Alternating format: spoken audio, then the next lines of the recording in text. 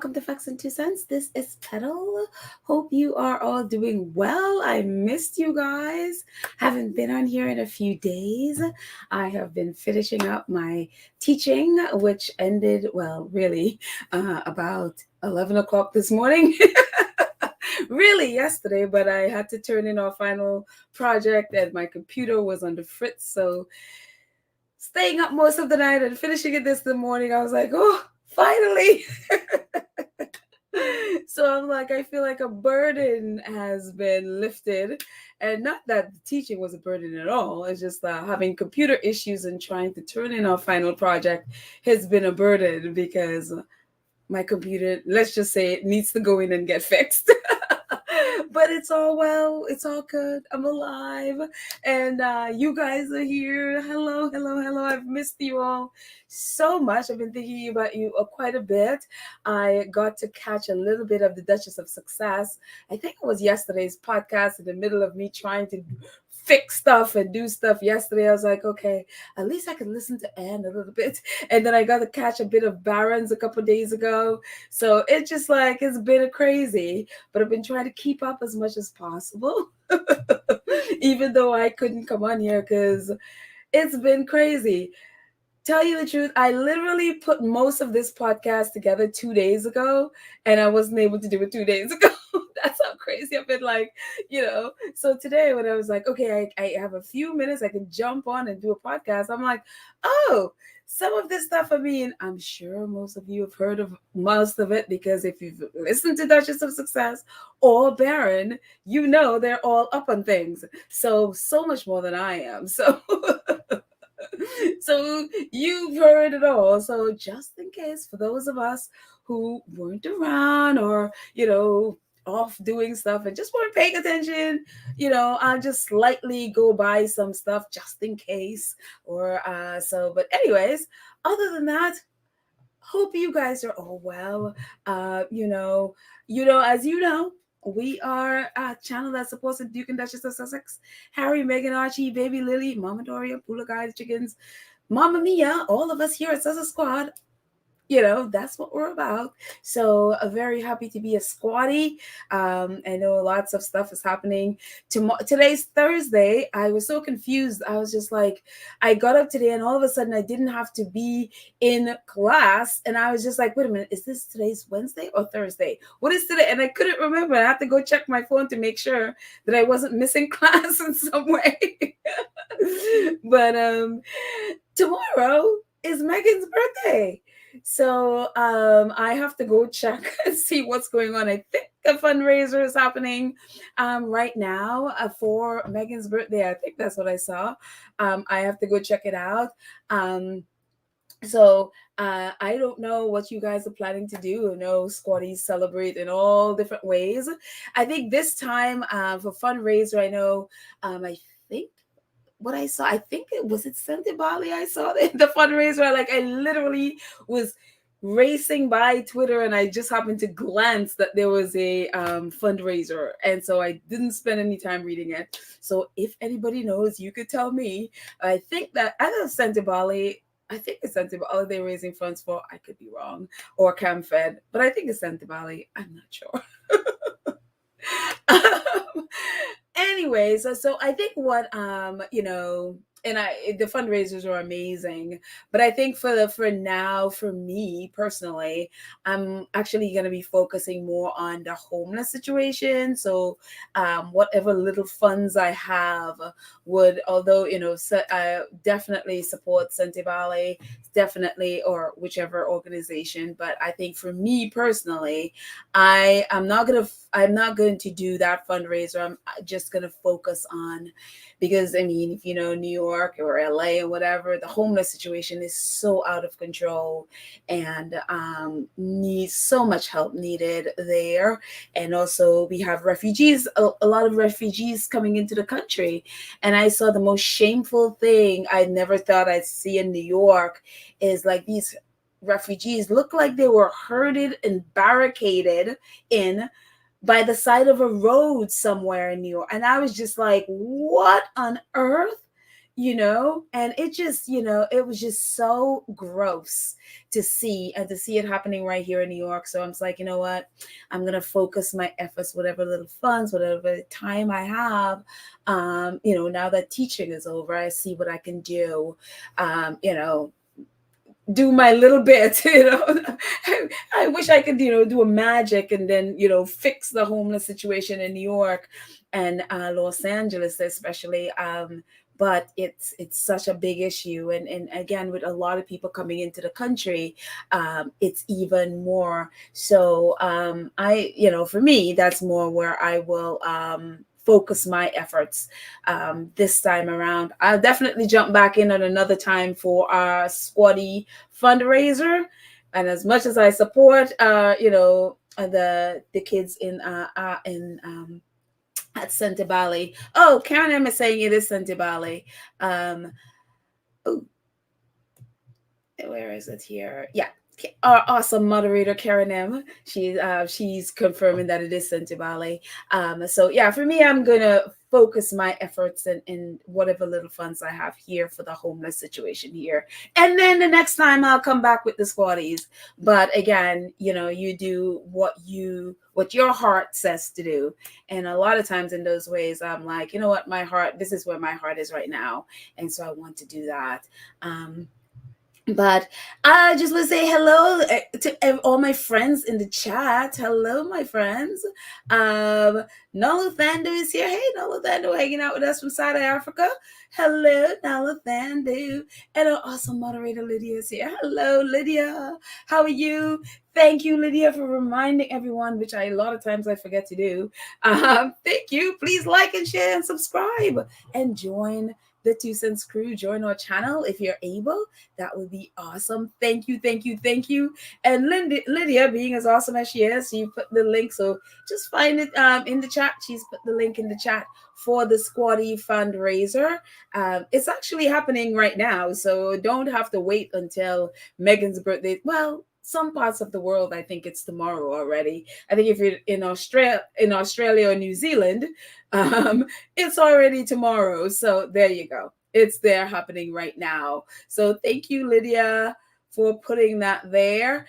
And also, Lydia have it also. Invictus, if you're looking for some Invictus swag, there you go. There's the link for some Invictus swag for the Invictus games. I got a sweatshirt the last time. I got a sweatshirt, and wait a minute, where's my Invictus socks? Come to think of it, I got socks that I didn't. I have not seen my Invictus socks in a while. Come to think of it. Oh, that's weird. Okay, I gotta go look for my Invictus socks. I forgot I had those. So I had like a black sweatshirt and some Invictus socks, which I am thinking is missing because I haven't noticed it in a while. So anyways, who else is here? Leslie F., our legal scholar, is here. Hi, Leslie. How are you? H Knight is here. Hi, H Knight. And Annie Ballard is here. And Joan Garcia is here. Hello, Joan. Let's see who else is here. Joseph. Wait a minute. Have I just not seen you in a while, Well, I haven't been here in a while, so there you go. So this is probably totally on me that I haven't seen you in a while, but it's good to see you here, Joseph and Sylvia. And who else is here? Aunt Fu is here. Hello, Aunt Fu. How are you? And Jolene. Oh, wait, Jolene, the offspring. Have I seen you here before, Jolene? I don't know. Maybe I haven't. I just forgot. But if I haven't, welcome. Black Queen is here. Our awesome moderator, Black Queen. And Terry is here. And who else is here? I'm going to say hi. Sylvia. Wait, did I say Sylvia before? Anyways, welcome, guys. And anyone else, we will chat with you as we go along. But what is going on? Oh, Ruth is here. Hello, Ruth. I see you there. The pink waving hands. That literally just writes out pink waving hands. Guys, hold on for 1 second. I will be right back. I just have to check something on YouTube. Give me 1 second.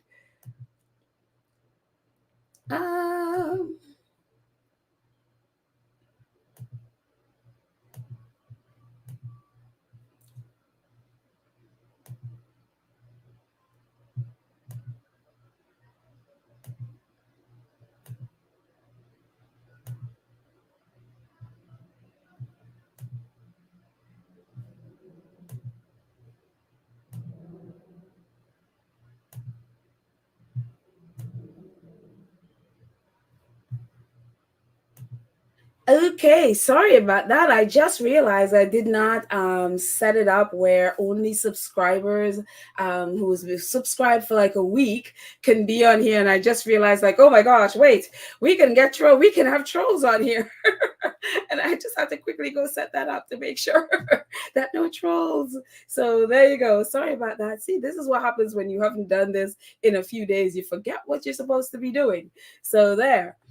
Other than that, what's going on in the wonderful world of Sussex? You know, it's so funny. I know that we had pictures yesterday, but someone, again, I put this whole thing together like a couple of days ago and still didn't have time to be able to sit down and do a podcast. But what I did, a couple of, I guess, different squaddies posted these pictures on Twitter. And I was like, oh my gosh, these are the most beautiful pictures. And I was like, oh, and of course, this is Meghan before Harry. And I guess this was part of doing with her website, I guess, the TIG. And so I think the website is like after a wine or something. So that's where I associate her with her glass of wine. And of course, Prince Harry in this picture, I have no idea when it was taken, but he just looks so happy. And it's like, oh, Prince Harry. And so it's just like the joy and the peace. And so that's how for me, and of course a lot of us love to think of them, you know, just as just peaceful and happy under a tree in Montecito. So kudos to them. And speaking of peaceful and happy under a tree, we saw them yesterday. We saw them yesterday do in a little video, and it's so funny. I think if you put the little parts where they're in this video, it probably is all of like, I don't know, 1 minute, probably not even. I would say like 40 seconds of them on video.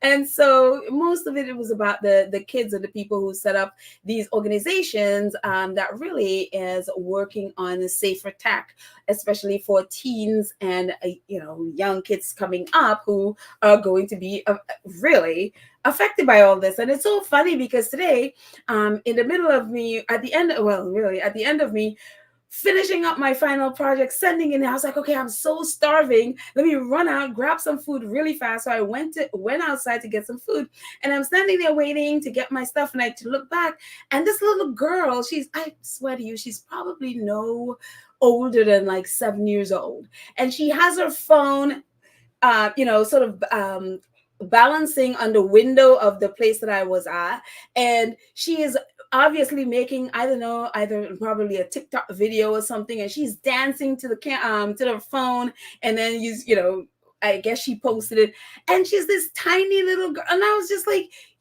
more than 7 or 8 years old, and yet, yeah, she is, performing for her fans on whatever platform she's on. And it's like, oh my gosh. So we're just thinking about what Harry and Meghan are doing. And again, they've been doing this since 2020. We saw when they were in Canada, they took a flight to Stanford, and all of that was about tech. It was about safer tech. They've been doing this since then. And now, and then focusing a lot. We've seen Harry do it with kids, making internet safer, this organization. And he was there with a bunch of teens. They even recently, the group in Santa Barbara, they met with the kids. They were talking about safe tech. They met with the parents. They had time with the parents. It was the same thing. And so this is exactly what they're about. And, you see, it's so funny. I tweeted about this yesterday. It's like, the press, whether it's American or British press, they have this narrative, and they have this thing where they have decided what Harry and Meghan should be doing, and they are desperate to put them in this box as to what they're supposed to be focusing on and the timeline for which they need to present any or put out any work so that they could critique it and then brand them either failures or major success. And it's just like, the more they are, the more they put this stuff out and claim that sources close to the Sussexes, and I don't care what it is, it's American media, whether it's People or whatever, for me, all of their reporting is tabloid.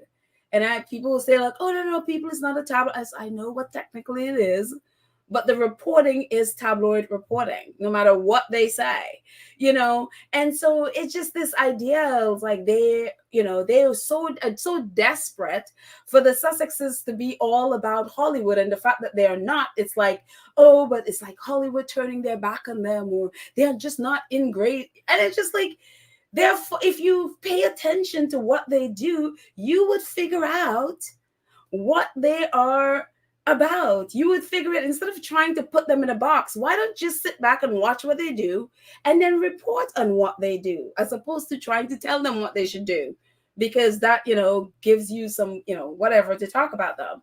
It's like, just watch what they do. And so I'm so grateful for us in the squad, because we report on what they actually do. And so it just is really, really it's funny, and it's really, so what I tweeted about is like, these people who claim that they have sources close to the Sussexes are the people who know the least about them and what they're about. And so this is what if anybody has been paying attention, if any of them paid attention, this is what they've been about. This is not major news for the squad at all. So we don't have to put, you know what I mean? They have these exclusive Sussexes are talking to kids about safe. I'm like, they've been doing that since 2020. If you've been paying attention and not trying to tell them what they need to be doing, and so, but it is just, I am just so proud of them. And again, they were doing the same thing with AHA a few weeks ago. AHA, which is the organization in San Francisco, in Santa Barbara, which we talked about before. And so it's just great. I mean, they just look so moisturized and tanned and everything, and all matching in their brown and whites and their tan. All of a sudden, this is the fashion now, and this is the color now for the summer. When Meghan comes out with a fashion, that becomes fashion. So there it is. So all media outlets are now all about her fashion. I'm like, okay. It's all about tan. It's all about brown. I mean, I get, or what someone said, it's like caramel or something. It's also got kind of caramel color or whatever. But they're looking happy, and they're at these pictures, obviously they were on the phone with the girls and the young people that they were talking to from these tech startups that are doing great things to make internet safe for kids and teens. And so again, great work on for Harry and Meghan. Oh my goodness, Black Queen. Oh, Black Queen, thank you so much for your super sticker. I appreciate it. And I saw another one, Black Queen, our awesome moderator, and Jeanette Ambersley. Oh, Jeanette, I haven't seen you here before. Welcome, and thank you so much for your kind donation. She said, did you see Dan Wootton whining Sussex squad? But this is normal. We'll get to Dan Wootton later, later on. But this is a normal Dan Wootton. He always whines because we are the ones that really call him out. So he always whines about it. But we'll get to talk about him in a bit. Right now, we want to start with our faves who are doing great things, and a little bit about, just in case you weren't, you didn't know about it and you didn't have a chance to listen to Baron or the Duchess of Success. I'm sure they covered a bit of it, if not all of it. But this is from Archwell. Sometimes, like, yeah, Archwell, you know me, I celebrate when they update their site. When I usually say when they remember they have a website.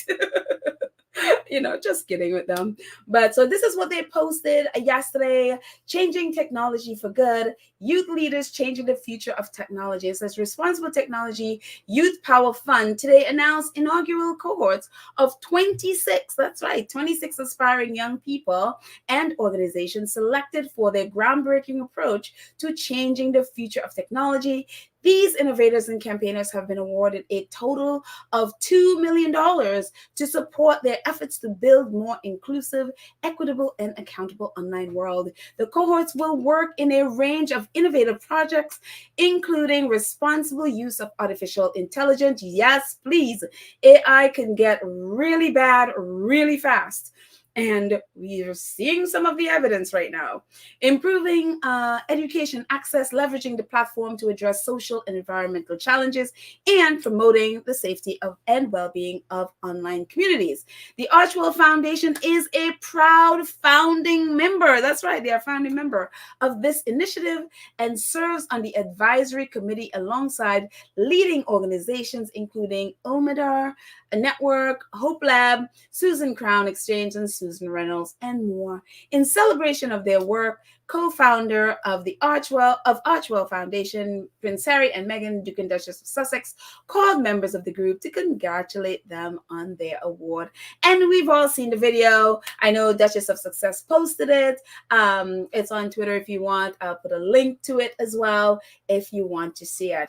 It's really cute with them. It's like, oh my gosh, I can't believe I'm talking to you. And that's one of the girls saying that. So, and these are just a few of the different the organizations that that are part of this 26. So the link is, I'll put the Archwell link there as well at the bottom. You can just click it and you will see all the organizations that that are part of this, that receive the grant. And you can read all about the great things that they are doing to make internet safe. And I know one of the things that Harry was like, our kids, thank you. And Meghan's like, well, they don't know it yet, but they'll thank you in the end. You know, of course, Archie's 4 and Lily is like 2. So they don't know yet. But, you know, it's for them. And that's why Harry and Meghan are so on this, to make sure that when it's time, when kids, when they're ready to go online, it is a safe space for them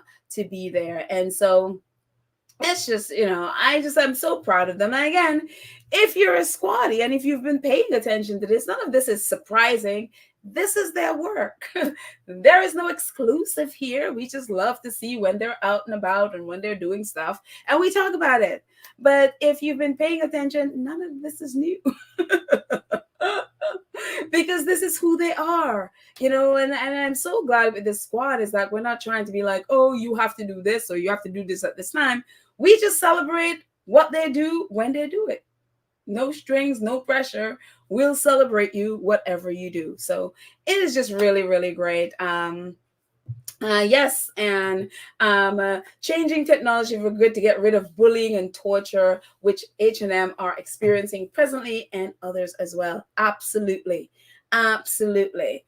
And so what they're experiencing, you do not want, and they obviously do not want their children, when they are, come to the age of, 12, 13, there's like, mommy, I want my own phone, and probably younger. I want to be online. I want to be on TikTok or whatever.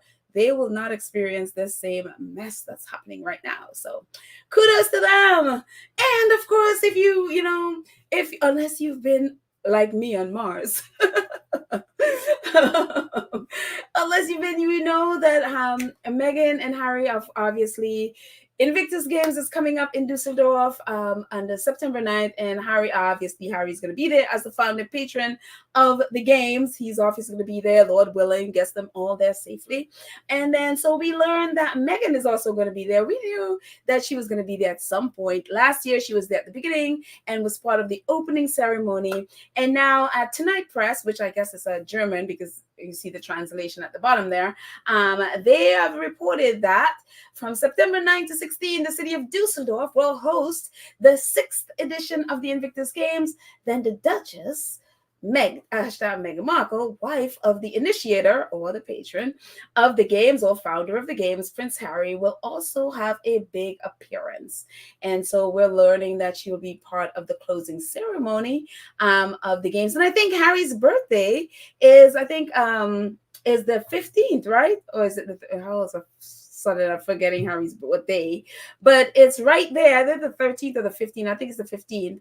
It's Harry's birthday. And so, of course, Meghan will be there for his birthday. So he'll celebrate his birthday there at the Invictus Games. Do you think the kids will be there?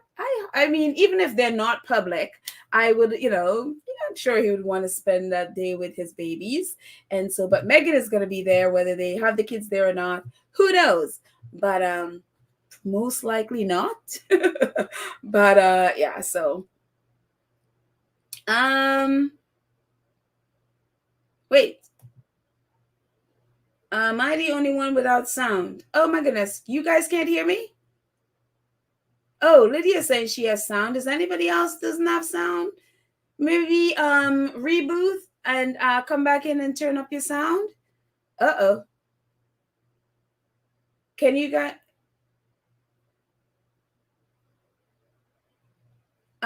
okay, so Karen M can hear, Lydia can hear. Okay, so we have a few. So you know what? Maybe April May reboot and see if that works. Oh, I got nervous there. I'm like, oh my gosh, I'm sitting here talking to myself. Oh, she said her volume was down. April May, that's okay. We've all been there. We have all been there. So yeah. I am happy you are here and I'm happy you can now hear. It got me nervous there for a second. I was like, oh my gosh, I'm just talking and talking and I'm the only one hearing myself talk. So which might not be a bad thing, but you know. Let's see. So our faves are going to be there and a little bit about it. Let's see. I guess this is I'm not even going to pretend to try to say that name. So German squaddies, you can help out with that one. I'm not even going to pretend. Harry comes to NRW with Meghan. Special task confirmed. This is translation from German via Sussex Community Events. Thank you, Sussex Community Events, for your translation. Duchess Meghan and Prince Harry will visit the Invictus game in Düsseldorf. This has now been officially announced. In September 2023, Prince Harry and Meghan and the Duchess will come to Düsseldorf for Invictus Games. As has now become known, the Duchess will present part of the farewell show herself. The Bundeswehr, oh, German squaddies, help me, and the North Rhine-Westphalian state capital as host the sporting event for war-assisting soldiers. I love the translations. Await further prominent visitors. So we'll know who else will be there. Meghan will host Duchess Meghan is the host part of the farewell show on September 9th. September 9th at 6:30 p.m., the opening ceremony of this year's Invictus Games begins with a pre-show. A highlight of the show would be the Invasion of Nations, which is always amazing. And the opening ceremony is accompanied musically by U.S. rapper Macklemore, who celebrated great success with such hits as Can't Hold Us and also performed live in the Cologne Lennox Arena in April. And so yeah, and more. This is basically a press release. The press team of Invictus also promised special artistic performances, including performance from the inclusive Access Dance Company. The California-based group has already visited more than 100 cities and show dance performers in which people without abilities perform together. Without disabilities perform together. And so so Invictus Düsseldorf is coming together in every way. I know a lot of squaddies are going to be there. I wanted to be there. I thought I would be there, but that's not working out at the moment. Who knows? Could be. My fingers are still crossed that it could still work out. So, yeah. What else is happening? Prince Harry, and this, of course, I'm sure Church Nelly is celebrating and probably grinning from ear to ear. I haven't seen Church Nelly on here in a while, but hopefully she's well. But I know she's all excited to see those pictures and videos of Nacho. Forget about Prince Harry for a minute. It's all about Nacho. So... And so, of course, Santibali is celebrating because obviously they are doing the polo matches for that will the money going to Santibali, which of course Prince Harry is a patron and co-founder with Prince Ciso, and also Nacho is an ambassador for the Santibali, which obviously the squad is raising funds for at the moment. So Prince Harry, the Duke of Sussex, will play in 2023 Santibali in the 2023 Sentebale IPS Honda Polo Cup in Singapore Polo at the Singapore Polo Club on the 12th of August. And they also said the Duke will play on the Royal Salute Sentebale team against Singapore Polo Club, captained by our ambassador and longtime friend at Nacho Figueres. And prior to traveling to Singapore, both will participate in the summit of the Power of Sports, Community and Philanthropy at the ISPS Sports Value Summit Special Edition in Tokyo, Japan on the 9th of August. So next week, next week, Harry's going to be in Japan and then going off to Singapore for the polo match. And of course, I never use a outlet from Japan. I don't recall if I ever did. So I saw this, someone posted this on Twitter. I was like, oh, Japan news, Prince Harry to visit Tokyo next week. Don't ask me what the article says. I didn't get a chance to read it. I think we've all figured out what it will say, but they're excited that Harry is coming. Hey, kudos, Japan news, Japan news. I can't speak anymore. So, what else is happening? I have a lot to cover, so I'm gonna get to the chat in a bit, but I wanted to cover most of this stuff. And of course, this is from the Straits. I think this is a Singapore outlet. And so I was like, oh, I've never used a Singapore outlet before. So let's see what they say. Prince Harry traveling to Singapore in August to take part in the polo tournament to help raise funds for charity. And, it goes on, and the end it says Prince Harry 38 will be lining up for the Royal Salute Sentebale team and taking on Sentebale Polo Club, which is captained by the charity ambassador and his longtime friend, Argentina polo star Nacho Figueres. Yeah, Church Nelly. Prince Harry said the annual cup is essential to Sentebale's vital work, ensuring children and young people are healthy, resilient, and able to thrive. So we know that's definitely Prince Harry's heart, the young people who are a part of Sentebale. And this is a little bit more of what Prince Harry had to say about it. It says the annual Polo Cup is essential to Sentebale's vital work, ensuring children and young people are healthy, resilient, and able to thrive. The funds raised this year will support our clubs and camp programs, which provides intensive psychosocial support to young people living with HIV. In a time where being HIV positive is no longer a death sentence, we are empowering young people to know their status, stay healthy, and eliminate the stigma so that they can break the cycle. We are delighted to return to the renowned Singapore Polo Club in August. That's right, they had it there before.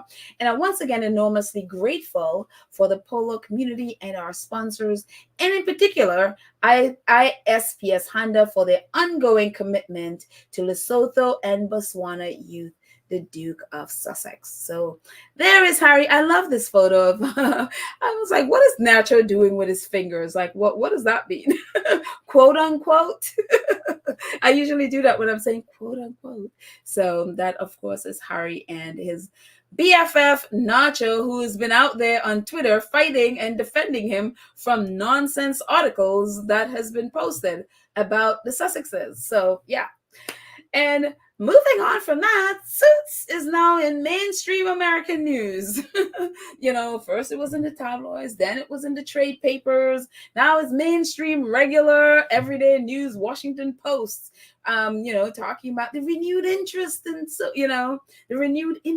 in Suits. And of course, it's got everybody and their brother baffled as to how this show that has been off the air for 4 years. Well, technically they stopped filming it for 4 years, but it's been on Peacock and other news, other streaming outlets, and just sort of sitting there, nobody paying attention until Netflix took it, and then all of a sudden it's just like everybody and their brother is just like, I need to see Suits, So let's move my brand there for a second. So little old Washington Post, which is one of our, big paper in the U.S., if you don't know, if you've never heard of it, it's like renowned interest in Suits has come from a variety of factors, including its stars, its episodes, and organic growth has been, it has through social media. there's also a chance that Meghan might be a draw for fans. Oh, you think? Kat says. She was one of the stars of the show before departing in 2018 to join the royal family. Yeah, think, Mr. Katz? The streaming victory has carried over on social media, where hashtag Suits on Netflix is trending on X, which is Twitter. If you, just in case you don't know, Twitter is now called X, which got me very confused. What was it, a couple of days ago, as I was on my pad looking for my Twitter logo and I couldn't find it, and I thought I deleted it, and then it took me quite a few minutes to remember, like, oh wait, Twitter is X. It's not Twitter anymore. It's not a bird app anymore. It's an X. And so it is, so just in case you didn't realize, Twitter is no longer Twitter, or so says, Elon Musk. It's now X. So there. Suits on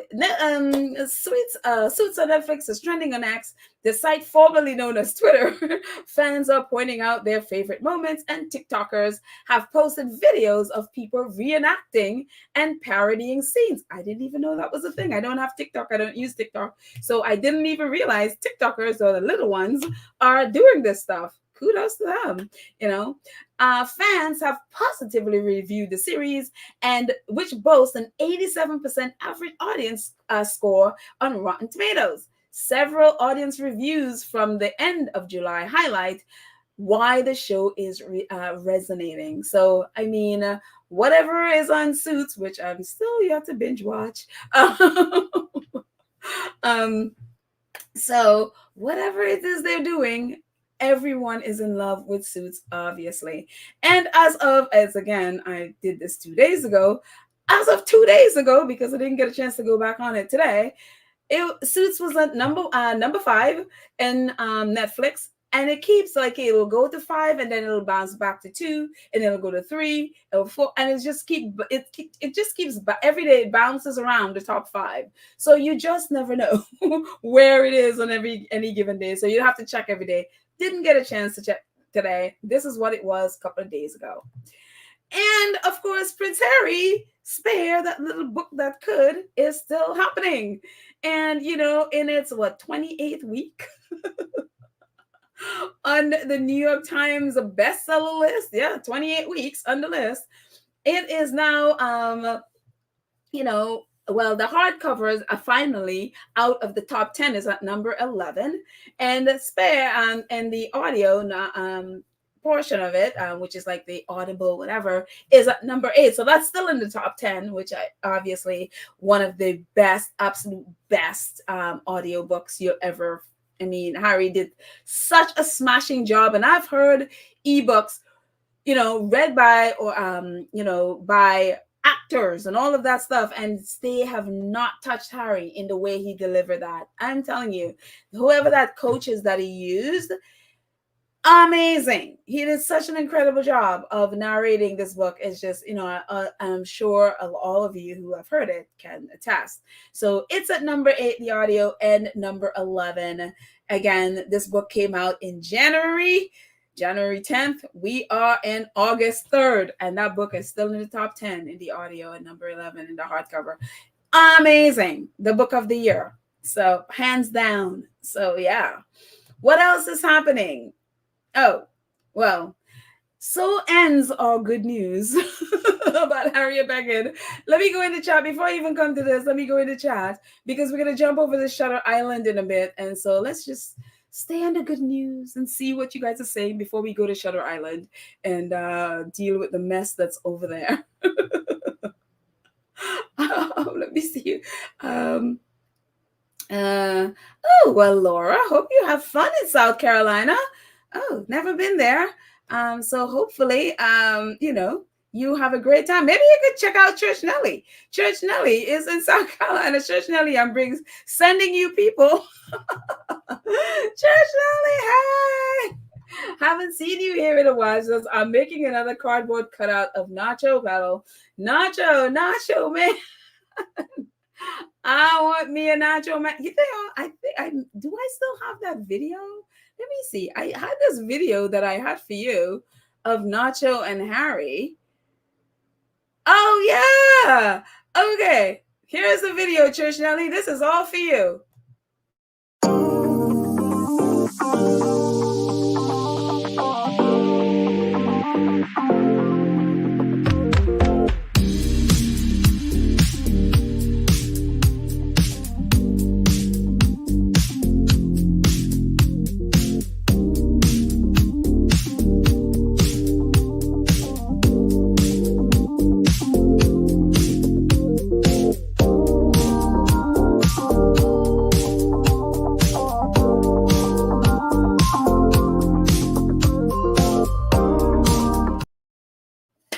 All right.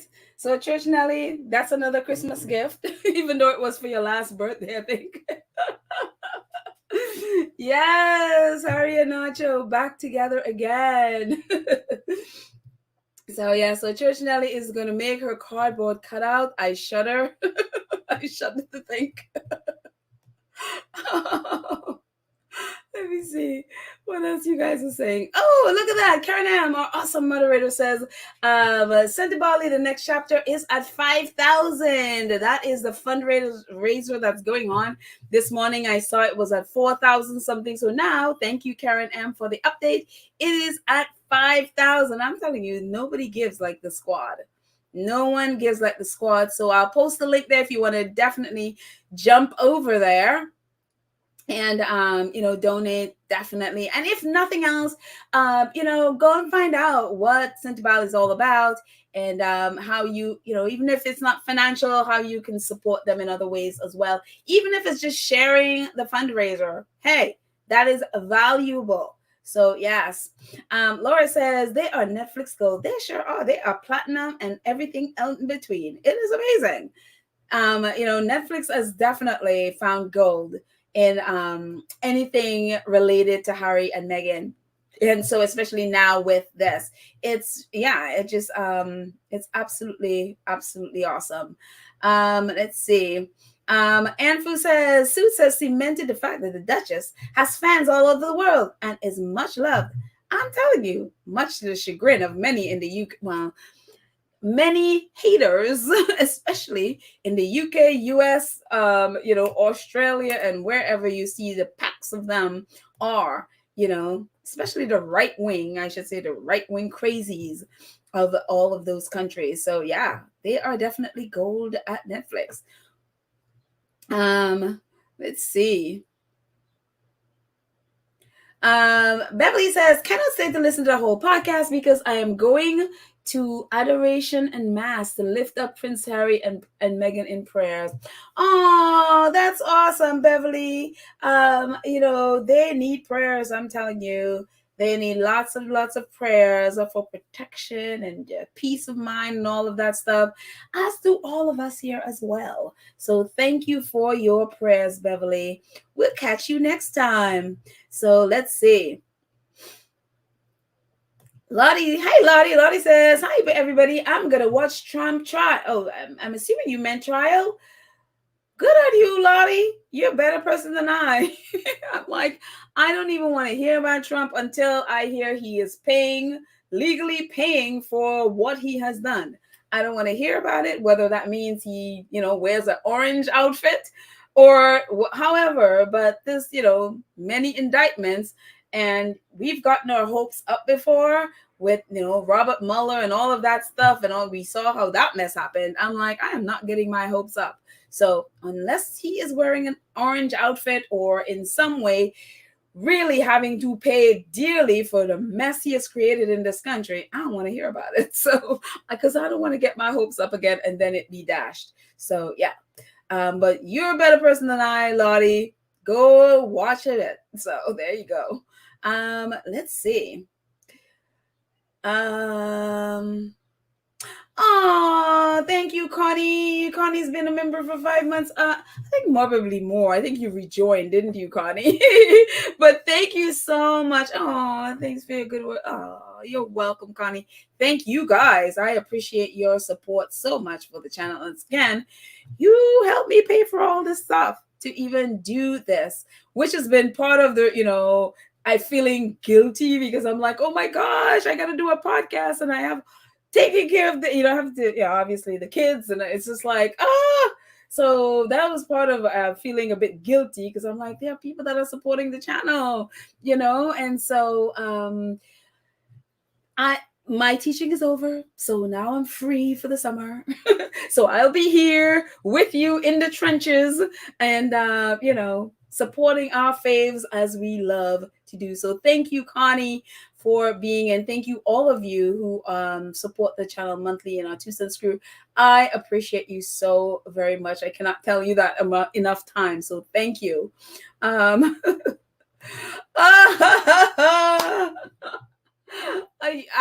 assuming she would be swooning. Of course she would be swooning.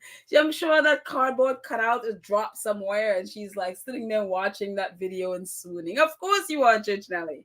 Of course you are. Oh my goodness. So, some people were saying, if Meghan is going to be there, I don't expect Meghan to be at the Polo. Because one, it's like they have young kids, and they like to be, one of them go off and do something, the other one, they are hands-on parents. So when one of them goes off to do stuff, the other is with the kids, and so I think that's how they work, and it seemed very successful in how they work. So I don't expect Meghan to be there. If she's there, hooray! But if not, I don't expect her to be there at all. Obviously, Invictus is another thing. I expected her to be there because she's been there all along, and and that's really not just Harry. She's been supporting vets long before she met Harry. We know in 2014 when she was part of the USO, going to Afghanistan and Europe and stuff, supporting the vets, and bringing Christmas to the vets out there who in the war zones. So they also were in Iraq. Afghanistan? I think it was Afghanistan. I think that's what they were. So yeah, we definitely, Meghan is, been doing that long before Harry, and that really is part of who she is. So I definitely expected her at Invictus. So let's see. Laura Bonnet says, who is this Nacho guy? He is so cute. Watch out, Laura. Watch out. Church Nelly's in the chat with you. I would say duck and hide somewhere. And while you're ducking, Google Nacho and you'll find out. But Church Nelly is watching. So now that I've highlighted you there, Church Nelly be like, who is going after my nacho? So hi, Patricia. Patricia says, good afternoon, Squad and Pedal. Hope you all guys are doing great, enjoying outside before the storm hits. Whoa, wait. I hope you're not in New York. I got 30 minutes. I hope you're not in New York. I jet out there for a few minutes. I hope it's not, because it was such a nice day. That would be a real shame if it storms. I don't know where you're in, Patricia, so I'm hoping you're not in New York, because I really don't want to storm. I really don't. So yeah, the weather has been really nice here. So yeah. Oh, Cookies and Cream, our awesome moderators in 5 months. Oh, thank you, Cookies and Cream. You are amazing. Oh, thank you. She's thanking me. Thank you so much for your support. I am so happy you guys are here. So happy you're my peeps. So yeah. And talk about the 2 cents crew. I've been so caught up with my kids that I forgot we were supposed to do a book club. And today I was like, wait a minute. It's August. We were supposed to do this. I completely, July went by and I forgot. And all of a sudden we are August 3rd, and I just realized we are in August. And I was like, well, we were supposed to do a book club in July. There you go. There's where my mind has been. It's not been here, obviously. So anyways, we shall reschedule for August, where we'll be discussing Michelle Obama's book. So there, The Light We Carry. So I hope you guys have had a chance to read it. So I look forward to chatting with you. Let's see.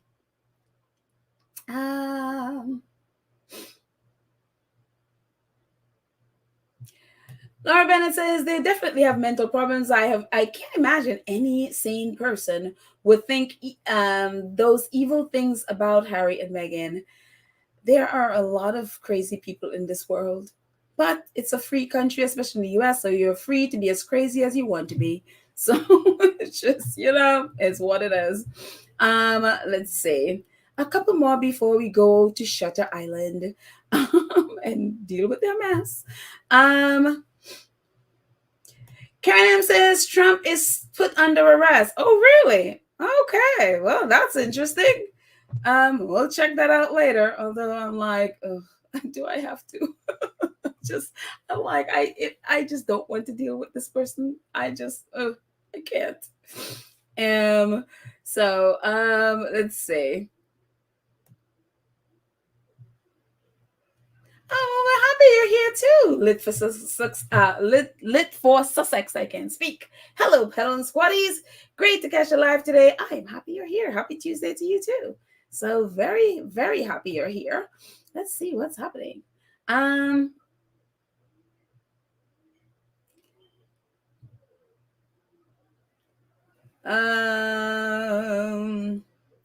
Okay, well, let's go on. Ooh, severe thunderstorms wherever Patricia is. Oh, goodness.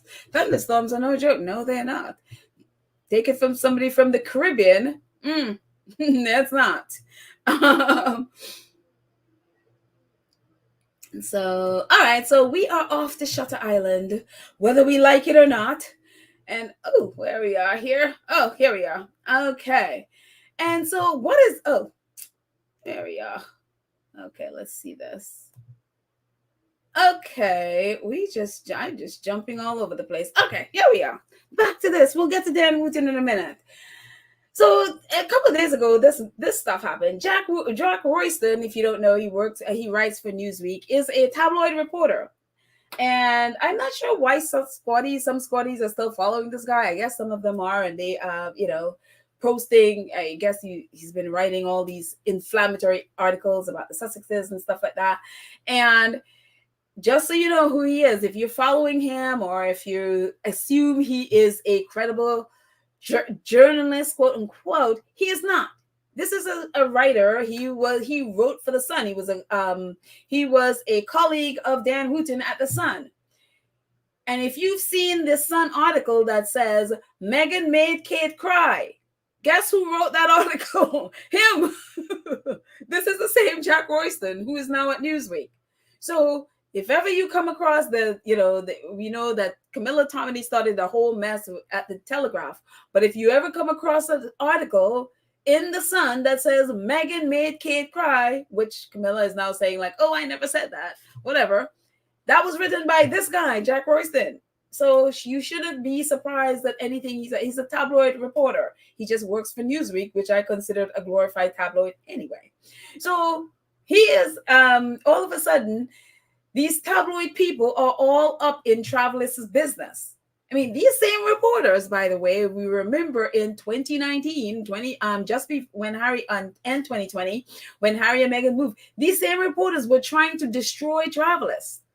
They were doing all kinds of things, bringing up their private jets and all of that stuff, completely ignoring the rest of the royal family's use of private jets and helicopter, especially the helicopter that they use as an Uber, And so Jack Royston is like, Harry's major project revamp passed completely unnoticed. No, it hasn't. The squad knew. We talked about it. Travelis PR from 2023 has downplayed link to Harry. PR expert. He has been a lightning rod of negative news that some brands would rather put their finger on an electric socket than touch. And you're like, are you serious? Yeah, that's what he wrote. And so the Telegraph and others in the UK picked up this story about how Travelis is dumping Harry. Well, basically kicked him to the curb, not like dump him, but kicked him to the curb, and they are no longer using him in their publicity, that his role is minimized, and now they're wondering if, basically Travelis will kick him out. To which Sally Davy had to correct that whole ridiculous narrative, because again, we've been talking about all the things that Travelis has been doing, that Harry's been all up in, And so Sally Davy, who's the CEO at Travelis, had to set them straight on the Telegraph, because obviously they have nothing better to do and nothing to report than to bother Sally Davy, who is trying to help the world, through Travelers. And Sally Davy, its chief executive, told the Telegraph that his role as founder and patron remains unchanged. She said Harry is the founder of Travelers and remains an invaluable part of the organization. His role has not changed in any way. And he's regularly involved in strategic discussions and discussions alongside our partners on board.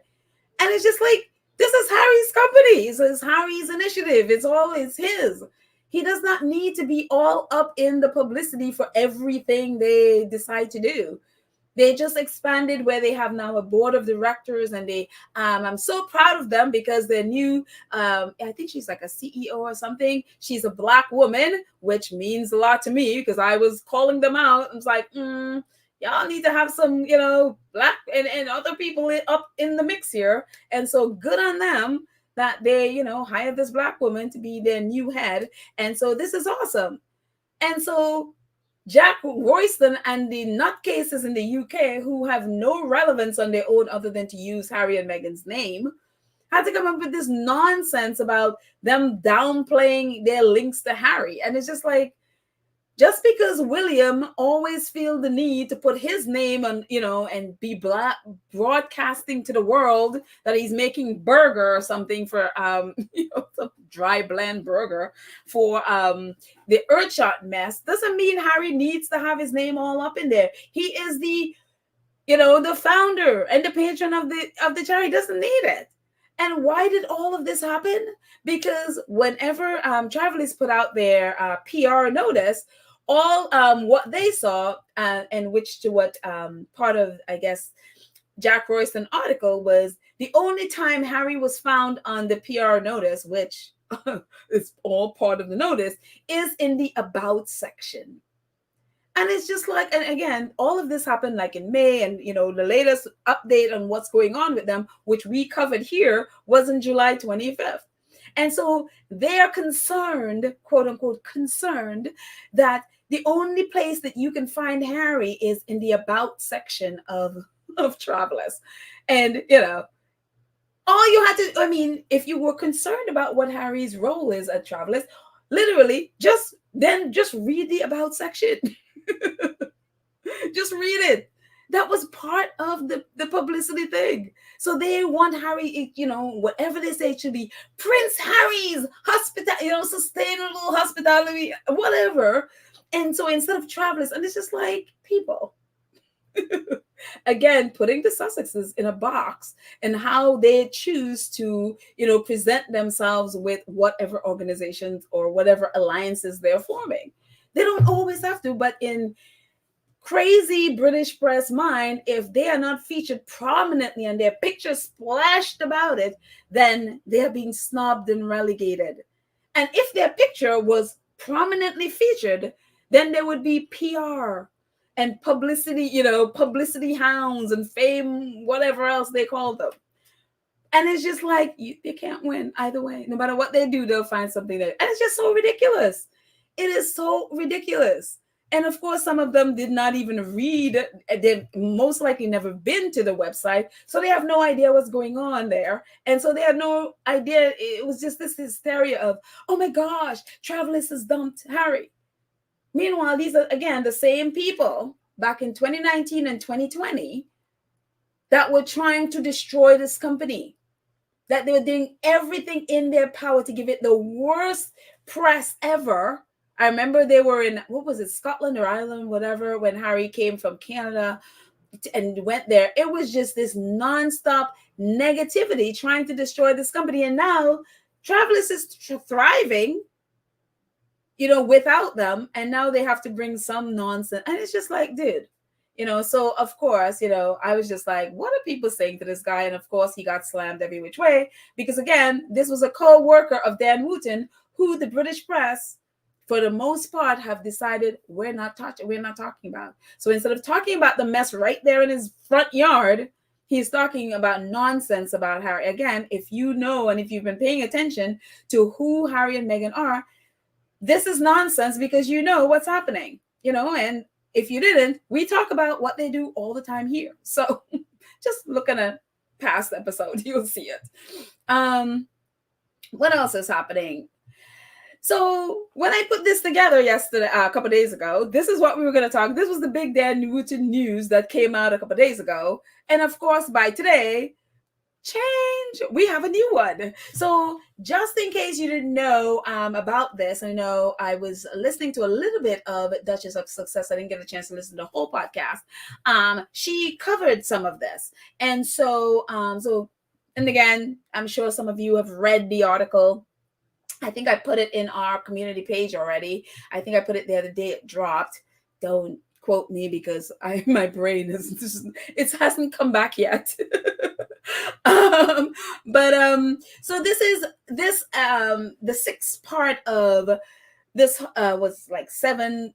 With today's drop is now 7, but this was the sixth part a couple of days ago, where Alex Truby, he is a former boyfriend of Dan Wootton, who when a month ago, or at least almost a month ago, when Private Eye put out that whole thing about, about this basically sex pest at one of the tabloids, that was when Alex Truby quote tweeted it and says, they're referring to Dan Wootton. Many people, we knew this because others have talked about it a while ago, and we saw the Private Eye article came out when, Dan Wootton was screaming about Philip Schofield when that came out. And then when that article came out, he went mute on Philip Schofield. To this day, he's been mute. And so that whole thing came up again. And so when someone posted that again, that article from Private Eye, that is when Alex chimed in and said they are talking about Dan Wootton. And he went on to talk about, their relationship, and then him house sitting. I almost said babysitting. I was like, nobody would give Dan Wootton their baby. House sitting for Dan Wootton while he was in New Zealand, where he is from. He found this bag in the back of the side of Dan's sort of stuff in the back of his washing machine. And he obviously, you see a bag stuffed there with stuff in it, you get snoopy. And he decided to snoop and open the bag and found his tapes of Dan Wootton, as Martin Branning trying to convince his co-worker's boyfriend to illegally videotape him when they were having when they were having a sexual relation. And so he found all this thing and all this gross stuff that, realizing then that Dan Wootton is Martin Branning said. And so that whole thing blew up after that. I think that tweet from Alex as of a few weeks ago, got over like 17 million likes or views. Everyone has been reading that thing. So after all of these episodes have dropped, they were quoting things from Alex, but this is the time Alex was able to speak for himself. And so this whole episode, the 6th, which was the last one episode, was about what Alex said happened to him with Dan Wootton.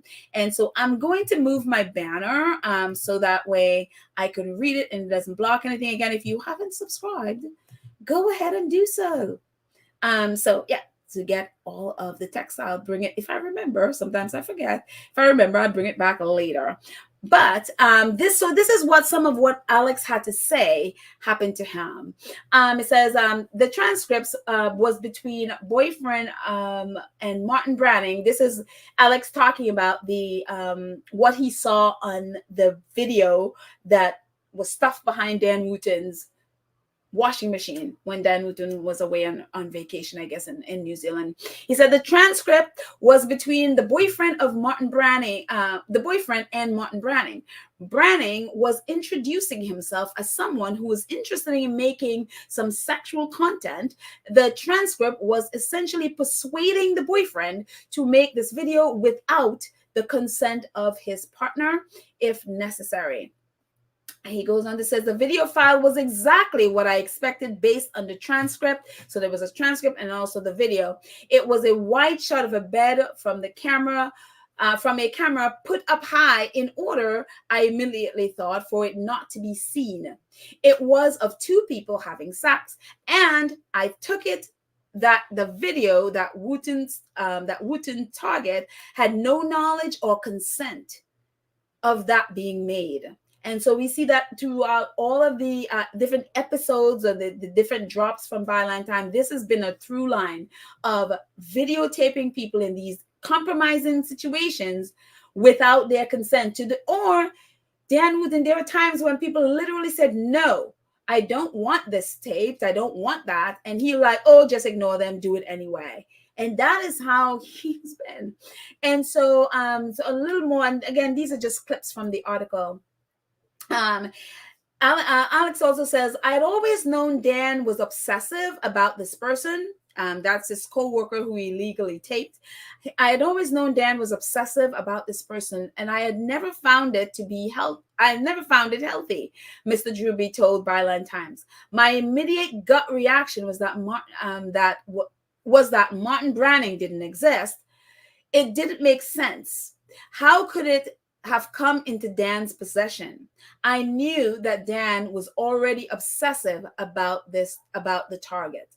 And this is also another thing in all the episodes, is that Dan Wootton is obsessed. When he is obsessed with people, as we've seen, obsession with Harry, obsession with Omid Scobie, if he can't get them, he will try to destroy them. And it's the same pattern with him, that obsession with people. He also goes on to say, Dan had the news of the world pay money to my bank account as a source, an absolute minimum 10 times, he said. He told me that it was for his actual sources, and I knew his boss knew who I was, so I didn't question it too much. It was never life-changing sums, always hundreds, not thousands, but still big lumps. I didn't really understand his world, and I just thought it was a normal thing for reporters to do sometimes in order to protect the people's confidences. I would give the money to him, and I don't know what happened to him after that. What happened to it after that? He had other friends who do it for him too. And this is like Dan Wootton basically he also did that to somebody else, claiming that it was a source for Amber Heard. So Alex is saying no less than 10 times Dan Wootton has had Rupert Murdoch pay money to his boyfriend at the time, claiming it was for a source. And then the boyfriend would give Dan the money, and the boyfriend has no idea what Dan did with that money. One of the things that was very clear in I think the couple of episodes where Dan, the whole episode was about Dan and these porn stars. One of the guys says, who was one of the chief people who spoke to Byline Times, he said Dan Wootton would always pay him, and it would come in wads of 20. It's like he literally says like wads of sweaty $20 bills.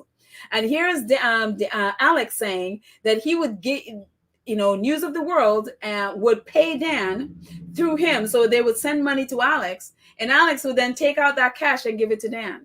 And my question is I am certain that that's where that money is going. So basically, Rupert Murdoch was paying for these sex tapes and these, blackmail videos.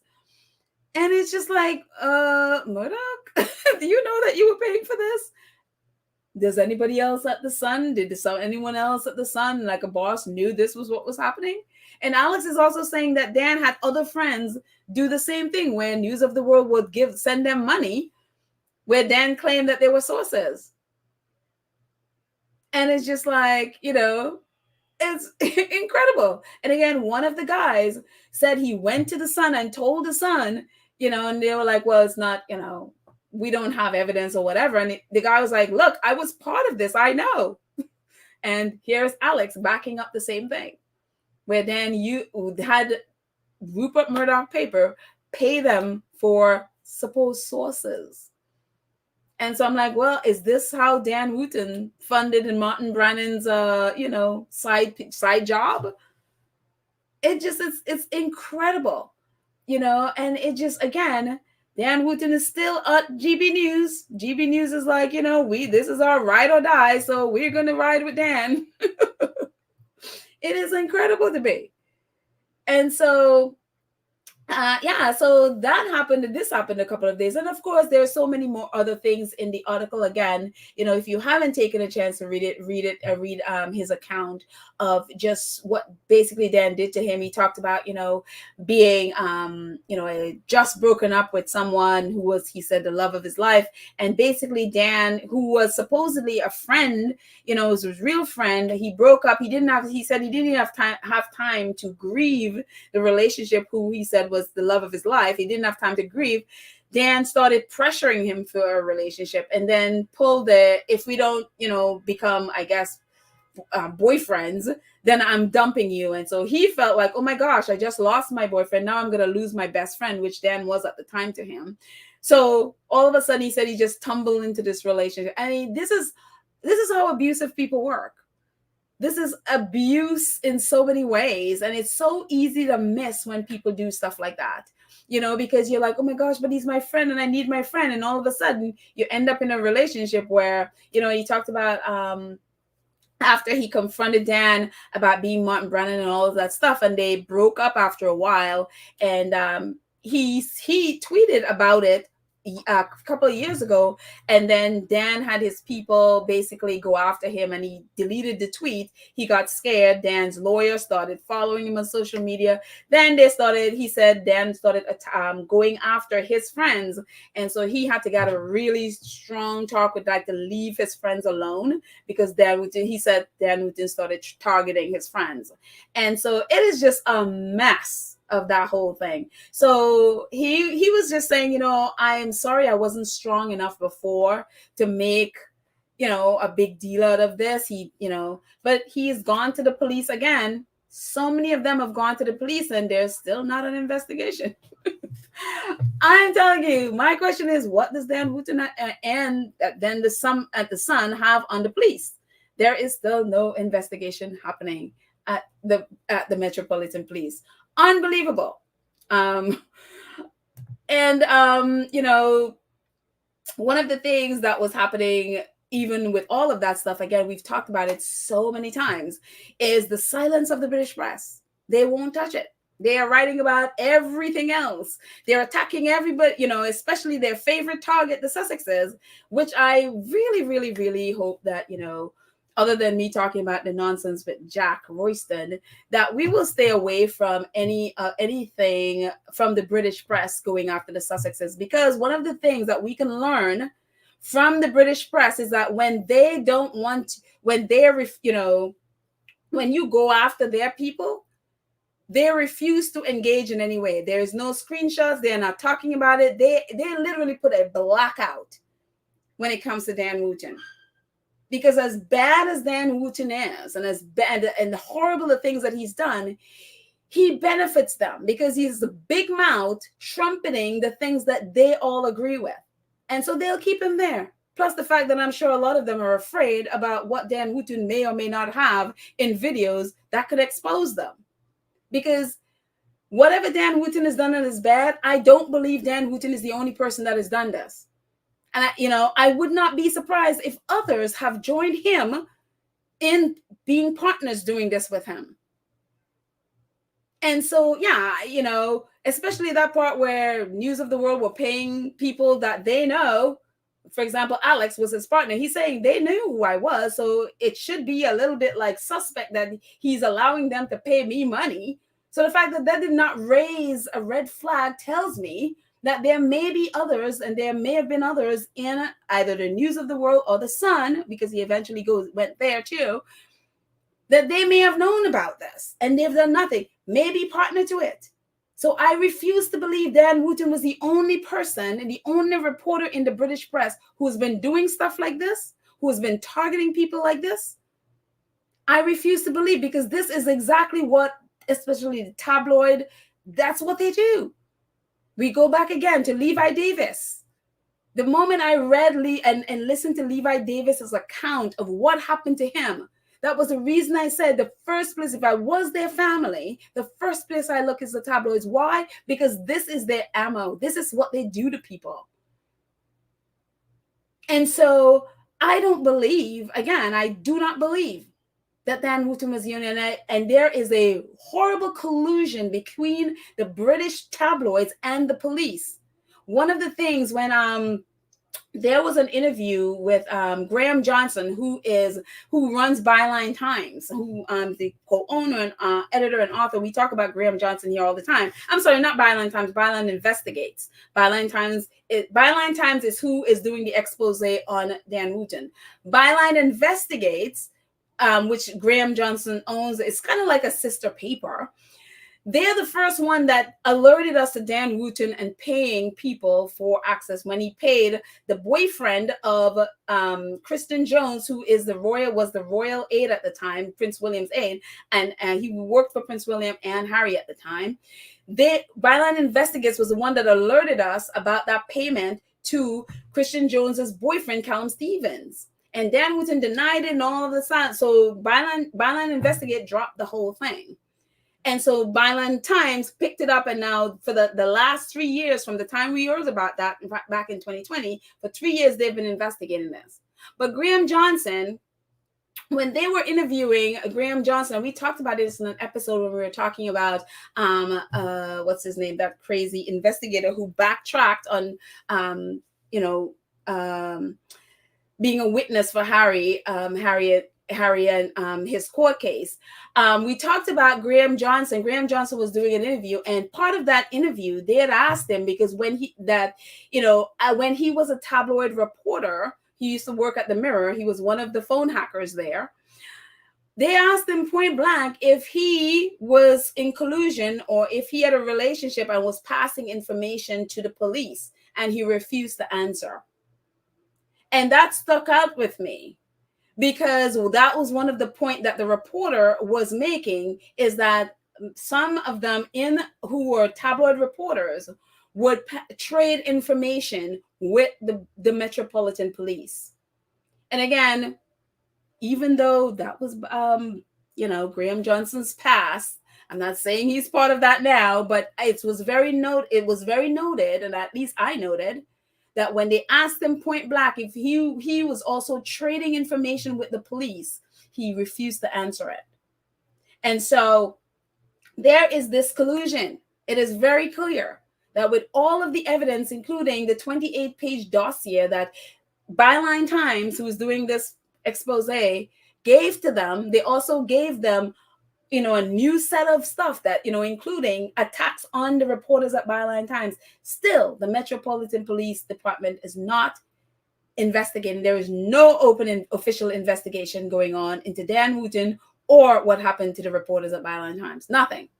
And it's just like, are you serious? So that's a long-winded thing about that. But anyways, this whole thing with the press being silent, going back to this whole thing with Scobie, this whole thing with the press being silent, they have been attacking everyone else, including Omid, for no reason. Apparently, Omid, he had an article, he had a column at Yahoo, and for the last few months, there's been nothing. And so nasty reporters from the Daily Mail are like, what happened to Omid's column and all of that stuff? This is somebody Omid blocked for abusing him. He used to do the same thing as Dan Wootton. They both used to abuse Scobie and are still doing it. And so this whole thing about, Scobie getting fired and all of that stuff. And so Scobie decided to address it, because obviously the trolls started doing it all over Twitter. That's whatever they assumed happened to Scobie's column. So Scobie decided, for those asking, I chose not to renew with Yahoo News in order to focus on new projects. Massively enjoyed my time with the company and its fantastic team, especially Henderson Stew, who was beyond patient with me while I took time off to finish the final chapters of Endgame. So Scobie is, it was like he decided not to renew. They were still attacking. So Scobie finally had to address it. He's like, journalist doesn't renew contract equals headlines, gossip, lies, drama, and nonsense. Journalists, which I'm like, Dan Wootton is not a journalist, but okay. Journalists accused of sexual assault, blackmail, harassment equals silence. And this is the British press mantra. They are benefiting from whatever Dan Wootton has been doing. They have been silent. And so for us, I'm hoping we learn from that, because they refuse to, they refuse to publish the truth. Why should we be publicizing their lies? Why should we, including myself, no, I'm like, I should not have even done that stupid stuff from Jack Royston. Why are we publishing their lies? Why are we doing screenshots and sharing up their nonsense? They refuse to publish the truth. Every single, whether it's BBC, ITV, all of the so-called legit press in the US, whether it's, written, whether it's TV, whether it's online outlets, none of them, they have been silent and focusing on either bashing Scobie or attacking the Sussexes in some way. So my thing for us as squatties is let's just stop. They refuse to publish the truth. They have 7, in really hardline investigative stuff that they could be talking about and kicking this one out, yet they refuse to touch it. It's like hands-on, he's one of us, we're not touching it. And we're not talking about it. And we're going to hide it from the British people. So if that's their attitude, why are we publicizing them? Why are we giving them clicks? Why are we giving them likes?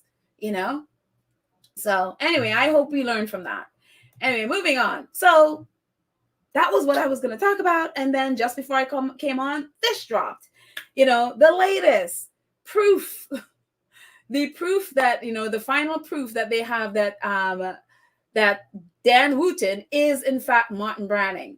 And the reason why they did it, because Dan Wootton, they have put questions upon questions upon questions to Dan Wootton and his lawyers, and they have neither confirmed nor denied that he is Martin Branning. They would not deal with it. They would not touch it. So this is a little bit of what was in the article, and this is the proof.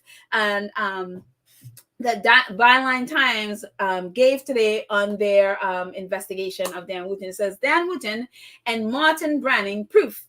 In part 7 of this investigation, Dan Evans writes, and Tom Lackham reveal the internet data leak that tie the TV presenter to online aliases that he has not denied being connected to.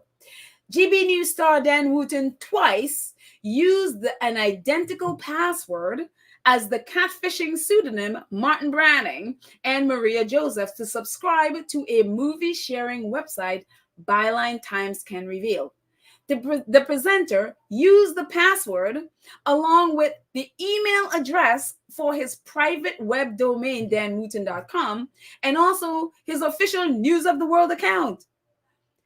They were leaked and published on a publicly available data breach directory in October 2018.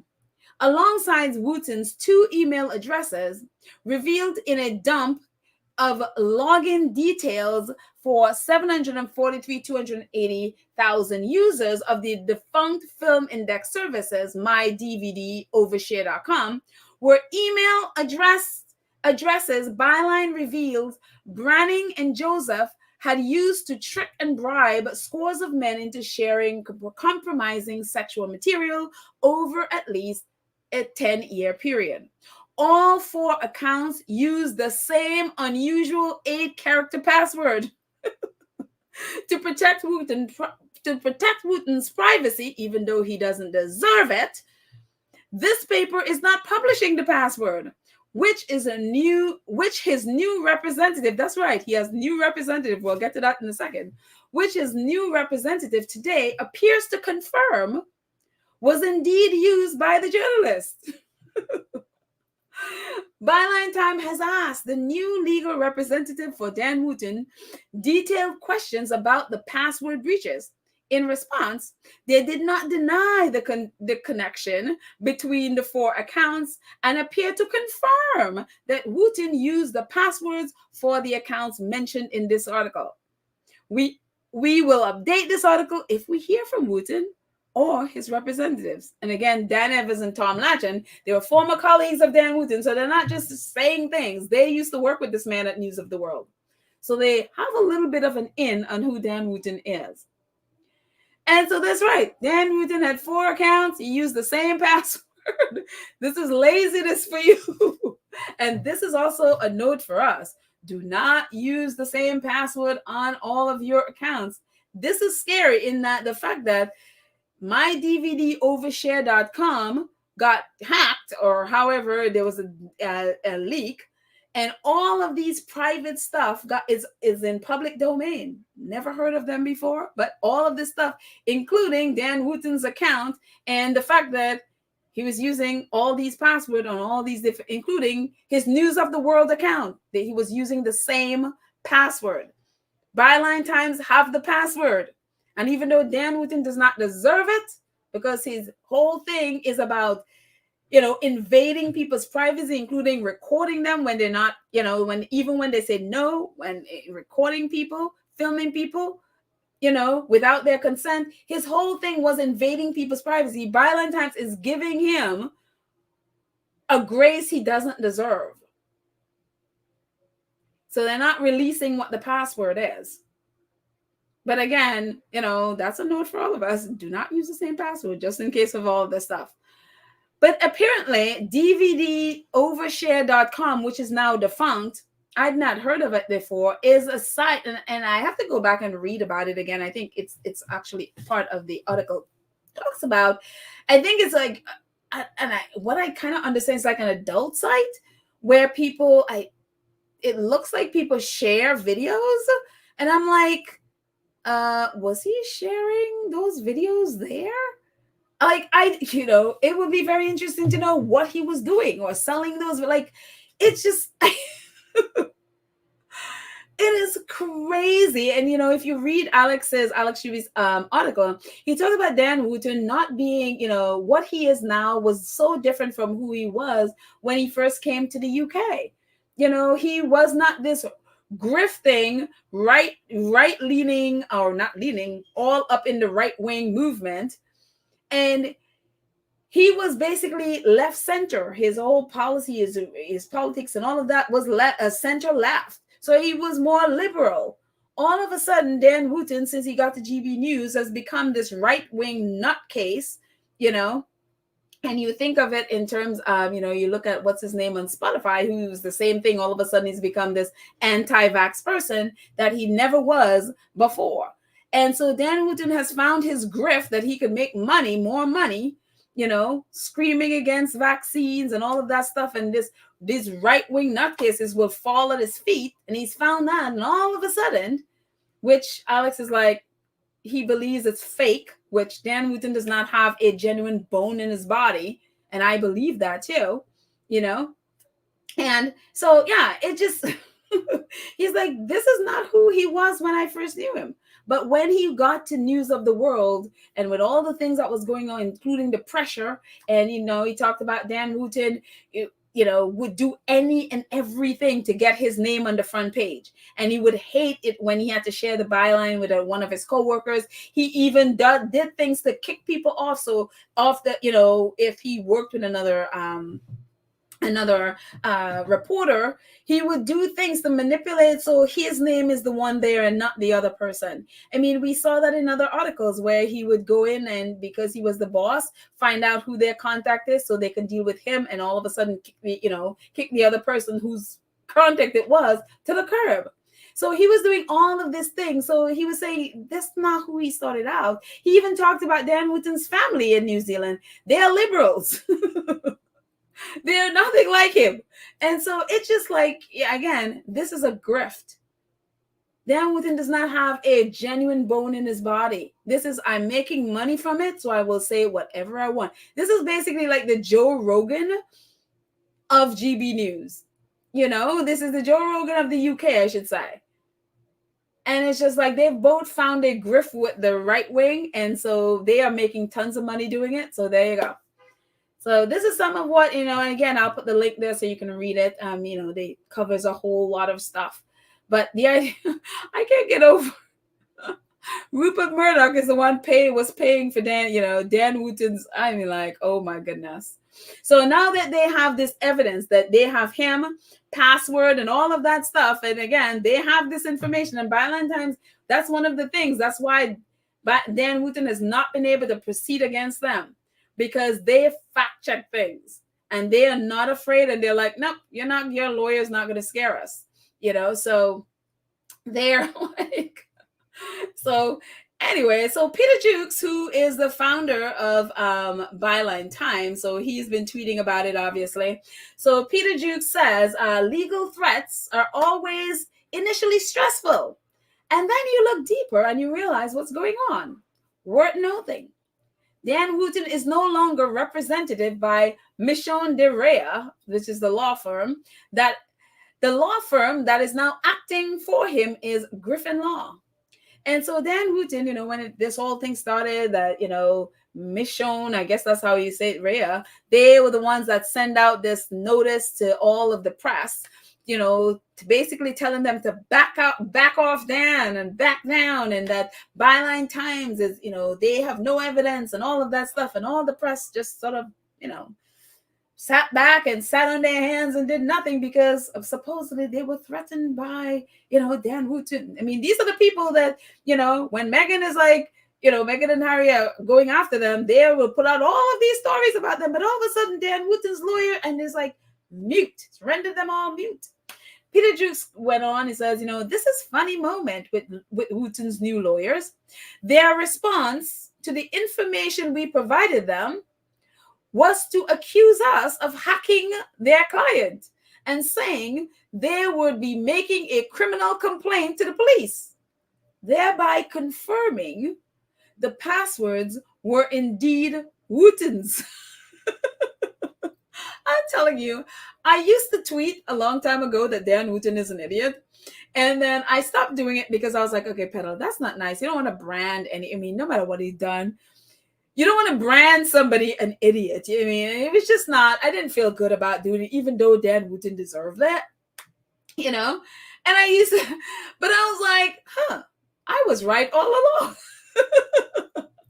Because what they did, again, they put out the question, they put out all that stuff to Wootton's lawyers, his hotshot new lawyers coming in, and instead of saying we're not responding, whatever, their response, we're going to make a criminal complaint against you for hacking. Well, why would you say that to someone if that wasn't his password? So they, as Peter Jukes is like, thereby confirming the passwords that we got and the information we got was indeed his, because why else would you be, making a criminal charge for hacking if those weren't your passwords? And so it's just like, oh my gosh. I'm like, Dan, are you sure that that's who you want to be representing you?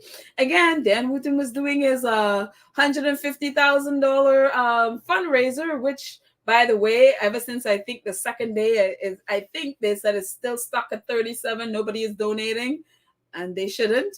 I can't believe people actually donated $37,000 to Dan Wootton, but it's their money.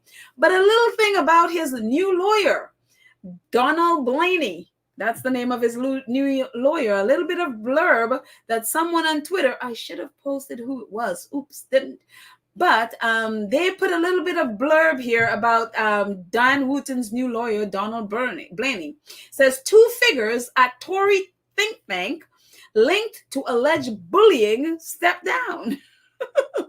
Donald Blaney and Paul Abbott leave position at Conservative Way Forward, where Elliot Johnson worked before he was believed to have killed himself. It says 2 figures at a conservative think tank linked to an alleged bullying scandal in the Tory party have stepped down from the organizations, The Guardian has learned. Donald Blaney and Paul Abbott have left their position as respective chair and chief executive of Conservative Way Forward. That's right. Where young activist Elliot Johnson worked before he believed to have killed himself. So whether that bullying was associated to that guy, offing himself, I don't know. But Donald Blaney was one of the people who stepped down from that conservative group because of bullying. And this is the same Dan Wootton who, when, Jason Kanoff did his fake, bullying charges against our fave, Dan Wootton was all over that, attacking Meghan over and over, talking about how the palace workers and all the things that they, how they were treated because they were bullied and all of these things. And here he is hiring someone who had to step down because of what? Bullying. So to which I asked, well, how does Prince William feel about this? Because we know that's Prince William's BFF. And so when I tweet about Dan Wootton, believe me, I'm attaching Prince William to that. And so how does Prince William and Jason Kanoff? We all know Jason Kanoff went to school with Dan Wootton and to school in New Zealand with Dan Wootton. So how do they feel about him now hiring a known bully who had to step down from a position because of bullying? How do they feel about him hiring this person as his new lawyer? And apparently, this new lawyer loves to have people refer to him as a pit bull. Yeah, this is Dan Wootton's new lawyer. Very interesting. So anyways, so this came out, Adam Biancoff, he is one of the reporters at the Byline Times. So this he posted last night. At least I saw it last night at 5 p.m. So yesterday evening. And this is what he posted. He says, Wootton, whatever. Some staffers at the Daily Mail have urged management to fire columnist Dan Wootton following revelations about his sordid double life. Confider, which is like the newsletter for the Daily Beast, Confider has learned Wootton, whose twice weekly column hasn't appeared in the Mail Online since June 29th, stands accused of creating bogus online identities to trick and bribe men into sending him sexually compromising images. He is universally reviled across the Mail, and staff are hoping he is bulleted as very soon. One Mail insider claimed to Confider, everyone is hoping Mail management kick him out, and he never contributes to the Daily Mail ever again. This is the Daily Mail, people at the Daily Mail, the cesspool Daily Mail. And this is what they're thinking about. I mean, the Daily Mail, again, is one of the worst. I mean, never mind. Let's move. Let's go on. Wootton had been using privacy law firm Michonne, which she's not with anymore. He had been using private Michonne de Real LLP to send scary sounding legal letters to media outlets, including Confider, inquiring about the story. But Confider has learned that they are no longer representing the top Murdoch editor. After Confider reached out to Wootton for comment on Monday about the status of his employment with the Daily Mail, he directed us to attorney Donald Blaney from Griffin Law, who promptly sent us a 3-page legal threat. A rep for the Daily Mail did not respond to a request for comment. I mean, I cannot believe it. I mean, the staff of the cesspool, despicable Daily Mail is saying how much Dan Wootton is reviled. I mean, I don't think you get any more bottom and basement. There's a reason I called him and P.S. Morgan the garbage twins. Again, I stopped doing it, but again, I was right. Because if this is what the Daily Mail is saying about Dan, I mean... At this point, this cesspool has a basement, and Dan Wootton is in the basement of the cesspool at the moment. So, what else is happening? So, the Daily Mail, his column has not, as they said, his column has not appeared in the Daily Mail since May, and I'm sorry, the end of June, June 29th. This is a little bit of an update because I know when other outlets have approached the Daily Mail, they basically just, said that they're investigating and they have not said anything else about Dan Wootton. People just noticed that his columns weren't there. And so, but they refused to say anything about it. But that changed today. It's Press Gazette first reported, it says Mail Online says Dan Wootton column on pause while allegation is investigated. And that's the first time they have officially talked about his column being paused. It says a spokesman for DMG Media which publishes Mail Online, told Press Gazette on Thursday today, "We are continuing to consider a series of allegations against Dan Wootton, who has written columns for Mail Online since 2021, as one of several outside freelance contributors.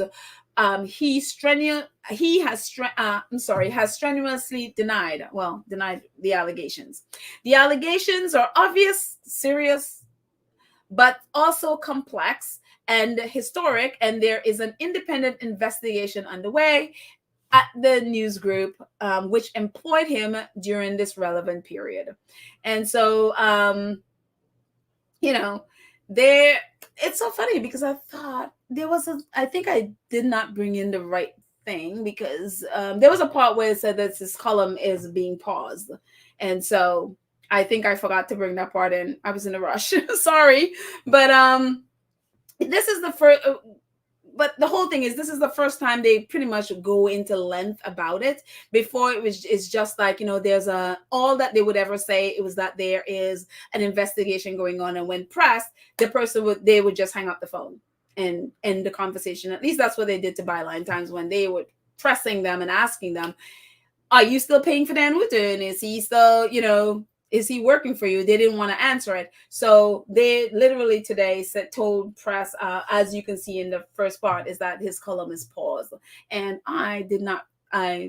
for some reason, I thought I had it. Maybe I accidentally deleted it or something. I don't know. But that's the first time they have mentioned it. And the Guardian is also reporting, now they are saying that Mail suspends Wootton's as allegation investigated. Dan Wootton has been suspended by the Mail Online for allegations, after allegations emerged that he used a pseudonym to secretly offer colleagues tens of thousands of pounds in return for sexual material. The GB News, and I'm glad they're putting GB News in red, the GB News presenter has had a lucrative job writing a twice weekly column for Mail Online since 2021, but it has not appeared since allegations were made publicly by his boyfriend last month. As a spokesman, spokespeople are speaking, a spokesperson for DMG Media, the parent company of Mail Online, confirmed Wootton would not be working for them for the foreseeable future, they said. "We're continuing to consider a series of allegations which Wootton, who has written columns for Mail Online since 2021 as one of several outside freelance contributors, has strenuously denied. The allegations are obviously serious, as they were saying before, but also complex and historic, and there is an independent investigation underway at the media group which employed him during the relevant period. In the meantime, his freelance column with the Mail Online has been paused." The spokesperson did not immediately clarify whether Wootton would continue to be paid by Mail Online. The journalist is running a crowdfunder to pay for his legal fees. So again, today was the first time they were actually speaking about their decision, or at least, temporarily their decision about Dan Wootton. And so again, if you are suspended by of all things, the cesspool Daily Mail or Mail Online, which is all in the family, you have to be really bad, because when you think of some of the cesspool people that are in that write for the Daily Mail, it's like, but at least they're doing something, right? His column has not appeared. So whether this is permanent, which apparently, according to the side of the staff, are rooting for him to get, to be kicked out. Hello, Emily Andrews.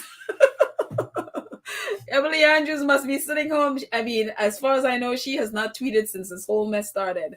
So she must be sitting there like, justice is finally served.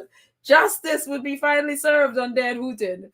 And I believe that some of those contacts were most likely something he stole from Emily Andrews, because when he all of a sudden became a royal reporter, Emily Andrews was basically sidelined until she was, either left or was kicked out, but she was no longer. She moved to the Daily Mail. Dan Wootton followed her over there, and all of a sudden, at all these sources of the royal family, and Emily Andrews kicked out again. It's like, again, you would want to feel sorry for Emily Andrews. Don't. She is just a cesspool, but it's just, lies about the Sussexes and all. I mean, hello. But, you can appreciate her having some moments, now is like, justice for Dan Wootton. So again, this is the first time that they are really like, okay, something is happening. And today, of all days, people are it's in the Guardian, who've written about it before, but then they went mute. And Press Gazette is now reporting about him being paused or suspended. I don't know why somebody want to keep them, especially after what came out today with the evidence about his past. I mean, there's no doubt who it is. So, and I seriously doubt Dan Wootton would be suing Byline Times, because, that, I'm telling you, that discovery will be a doozy. Imagine all the things that Byline Times will learn about Dan Wootton in discovery. That would be something else. Like, you go, Byline Times. No wonder they're just sitting there like, you sue us. Just remember, there is discovery, and we are going to ask for everything. Like everything. Like, they remember what the Mail Online did to Meghan. They're going to ask for everything. And that's the one thing with Byline Times. They know their stuff. They know their legal stuff. They know their way around it. They've worked with them. They know this business, and they know what to ask for. They are expert at fact checking. They are expert at it. So, yeah. And they don't put out stuff unless they are sure about things. That's why they're like, So, yeah, it is just, it's a start. He needed to have been fired forever. The British press need to start talking about this. But it's a start that people, it is the fact that they had to put out 7 whole expose articles on it for anybody to start, you know what I mean? That is disgraceful. And it speaks to the state of the British press, and to even have reporters tweeting his fundraiser and talking about people at the time. I mean, hello. My question to those reporters, are you sure that you're not in his videos? Are you sure you're not one of the people? The ones who are sitting there like, or maybe some of them know they are and they had to do it because they're afraid Dan Wootton like, okay, you didn't support me. Let me just share this. Shame on all of them who try. I mean, hello. Including that crazy one with that horrible wig. GB News. I'm like, girl, please go to a wig store. Please, if you must wear a wig, please go. And that's very shallow of me, but it's just like, ooh, sometimes you feel like, oh, I can't look at that wig without some kind of stimulant. It's just like you're looking at a nightmare. It's like, just have your natural hair, honey. You don't need the wig, maybe. I don't know what your hair looks like under, but it couldn't be as bad as that wig. So that's all I'm going to say on that. That's just me being petty. I'm going to just roll in my petty now and go into the chat. So, J-Matt says, late to the party, but I'm here, saying, whoopee, I'm here. Hey, J-Matt. I'm happy you're here. Whoopee. Lana's like, so late. Hi, squaddies. You're not late. There's always a replay, so never consider yourself late, my dear. But let's see. Evilly says, thank you, Pedal, for this great news about the Sussex. Glory to God for this great success for this beautiful couple. Amen. Amen and amen and amen, Evilise. I'm right here with you on that. Let's see. This is Nano's wig is not becoming to her. Too long. I think too long is probably one of. I never noticed the length. It's just the makeup of it. And again, okay, give me a moment to just be petty for a moment again. I just think no matter what your hair looks like, no matter what her hair looks like, and I'm all about natural hair, it couldn't be as bad as the wigs. I'm like, girl, please, no with those wigs. Again, it's like I don't drink coffee, but I remember I think it was an episode of something something. I think it was Kelly, somebody who does like the talk show in the US. I don't remember what her last name is. Like, she's blonde hair, Kelly something. She used to be with Regis. And there was a line in, I saw like a clip of an episode she did when she was doing soap operas. And I think somebody came to talk to her, and it was early morning, and she said to them, "Oh, honey, I can't really talk to you before I drink coffee," or something like that. And I feel like the same way with Nana. I don't even drink coffee, but I feel like I need to drink coffee before I look at Nana's wig, because it's just like, it's traumatic. I just like, in my stupor, sleepy phase, it's like, I can't deal with her wig. I need some coffee or something to deal with that wig. But again, Kelly Reaper. Kelly Reaper. There you go. Thank you. But that always, I find it so funny. And it's just like, I feel the same way. I feel exactly the same way with Nana's wigs. I need coffee, although I don't even drink coffee. I've never even drank coffee in my life.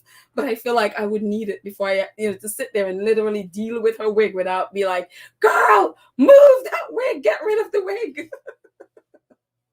So, anyways, away from Nana's wig. Let's see. Joseph Bruno says the UK media can no longer plug their ears, close their eyes, and go radio silent about the elephant in the room, Dan Wootton. I say they would do that, even though Dan Wootton is as despicable and his actions are as despicable as it is. The one thing I know about the British media, if they are not benefiting from him, they would have taken him out a long time ago. And the reason that they have not, and they've been silent, is that no matter what he has done, things that Dan Wootton is about and things that his big-mouthedly blab about benefits the right wing of the British media. That is why none of them are speaking. And if they do, they will support him. If they're making money off of him, is the reason why GB News hasn't dumped him, because why? He's their biggest raider. He's the one that's bringing in the audience. They have shows where apparently Nielsen can't find the audience, so they rate it as a 0 because there's not, So they need Dan Wootton, but again, his show is cesspool, lies, gossip, lies, conspiracy theories, and some people buy into that, and enough people buy into that makes him the ratings earner. And they are benefiting from that, and not just him, others. And again, whether it's because they're afraid of whatever he may have on them, or because they just buy into his ideology, they're protecting. They will go after somebody like Omid, who doesn't care and will just speak the truth, and they will cuddle and protect him. So now that more and more people are tweeting, and I'm sure they all expected the story to go away, and it's not going away. And more people are asking, why aren't you speaking up? Their excuses are going. Because again, look at what they did with Philip Schofield. When you look at the amount of press coverage against Philip Schofield or Hugh Edwards, what is the difference between them and Dan Wootton? From what we have seen, Dan Wootton has done worse than either one of them. I mean, what they have done is horrible too. They claim is, when the person was an adult. And one of them, you don't know, whatever you think about that. But there is no accusations of blackmail. There's no accusation against them of, videotaping people without consent. There's no accusation of them basically stealing from your job. There's no, you know what I mean? Yet they're silent on Dan Wootton. That doesn't make any sense. So they don't have a choice. Let's see. Ann Lewis says, hi, Ann. Ann says, Dan Woo-Woo. Dan Woo-Woo. Dan Woo-Woo's 12-week suspension sounds like Danny Baker's sacking after a few months. He was reinstated. Oh, so it's 12 weeks? I didn't know it was 12. I didn't see where it said how long the suspension was and if they're going to end up firing. So maybe that has just come out. So let me know, Ann, where that is. Because, at least this article didn't mention for how long and if that leads to firing, which is what needs to happen. All of these people need to have fired Dan. And Rupert Murdoch, here I am on Rupert Murdoch's side, like, Rupert Murdoch, I mean, y'all may want to look and see how much money that Dan Wootton paid for sources that he paid to, his old boyfriend, who said the minimum was 10 times he done it, and he had other friends that he had them pay for sources, quote unquote. And then those people, I guess, would give Dan the cash. Because the big question was, how is Dan Wootton bankrolling all of these people that he's going to,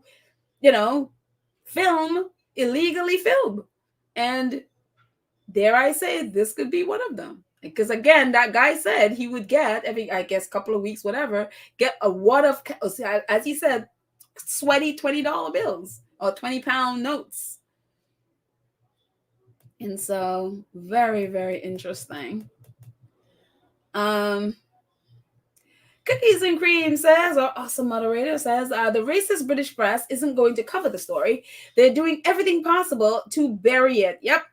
We all need to do everything we can to keep this story alive. Don't let up on them. And yes, exactly. And that is why I say we need to not be covering anything they say about Harry and Meghan. This is what we need to be talking about. And make sure it continue to press this issue. And not be screen sharing their nonsense lies claiming that we have a source close to the Sussexes. I don't care where the outlet is from. If it's the US or the UK, I don't care. Don't cover, don't be sharing your outrage in whether it's screenshot or whatever. And so again, I should not have done that silly thing with Jack Royster earlier. So I'm speaking to myself as well. So there. Let's see. Joanne says, guys, don't celebrate yet. This is all just a sham. Yep. Why just 12 weeks? They waiting this out. Don't trust what they're putting out. Be suspect. Yep, exactly. I mean, again, we're dealing with the Daily Mail here. They are not beacons of truth. So yeah, I mean, yeah. So again, I didn't see 12 weeks, but you guys are saying 12 weeks. So I guess more information have come out that it's 12 weeks. So yeah. And then again, if it's 12 weeks, then you'll come back and it's like, oh, everything is rosy again. I mean, Prince Andrew, anyone? So there you go. And this is why they couldn't say anything to Prince Andrew. This is why even when they cover it, it's like, now it's like rehabilitation of Prince, they can't. Even when they're criticizing, they can't go all the way because why? They're doing the same exact thing. And again, I strongly believe, and I could be wrong, but I don't believe Dan Wootton is the only person in the UK, the only member of the British press doing that. I believe there are others, maybe others in even more, higher position than he has. Who knows? Some of them may have joined him and, Martin Branning and his other aliases and Maria Joseph in on this. I don't believe he's doing this by himself, and I don't believe he's the only one. So, let's see. Vinny says, one note, Wootton has not denied, correct, he has not denied that he's Martin Branning, nor his female alias. Very true. He has not denied the financial fraud committed against the son. He's relying on legal threats. To his lawyer today, his new lawyer, that bully guy, he claimed that he has never defrauded the son. So he said that, the lawyer said that today. And so, yeah. He hasn't personally said that, but apparently his lawyer is claiming that it's all false. Nobody, and it's just like, yeah, but the guy, one of the escorts that he was using is like, I was personally, I was there. All that they have to do. I mean, I know News of the World is closed, but I would think they still would have bank records. They would have records of their past businesses, whatever. You can go in and check. You can go in and check. And see if it's wrong. If you have payments to, why would Alex Truby be like, yeah, he used to put it, I mean, for what reason would you volunteer that information that your ex-boyfriend used to have his boss and have his old job put money into your account? Why? For what reason? Because why? You could also put yourself in trouble because you're accepting, you know what I mean? Who would want that voluntarily? Who would even come up with something like that if it wasn't true? He had no reason to do that. So yeah. Unbelievable. Let's see.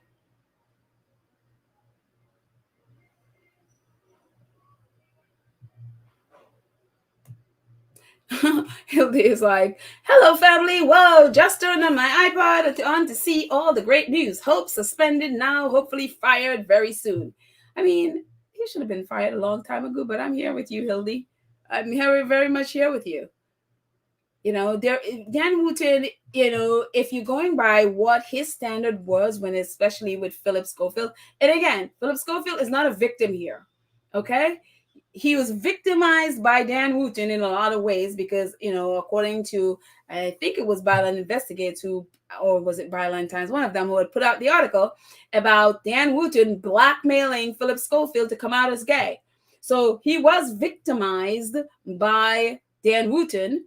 He's not a victim in with the kid. He's not a victim of that at all. He was the one with power that allowed that situation to happen, no matter what you think of it.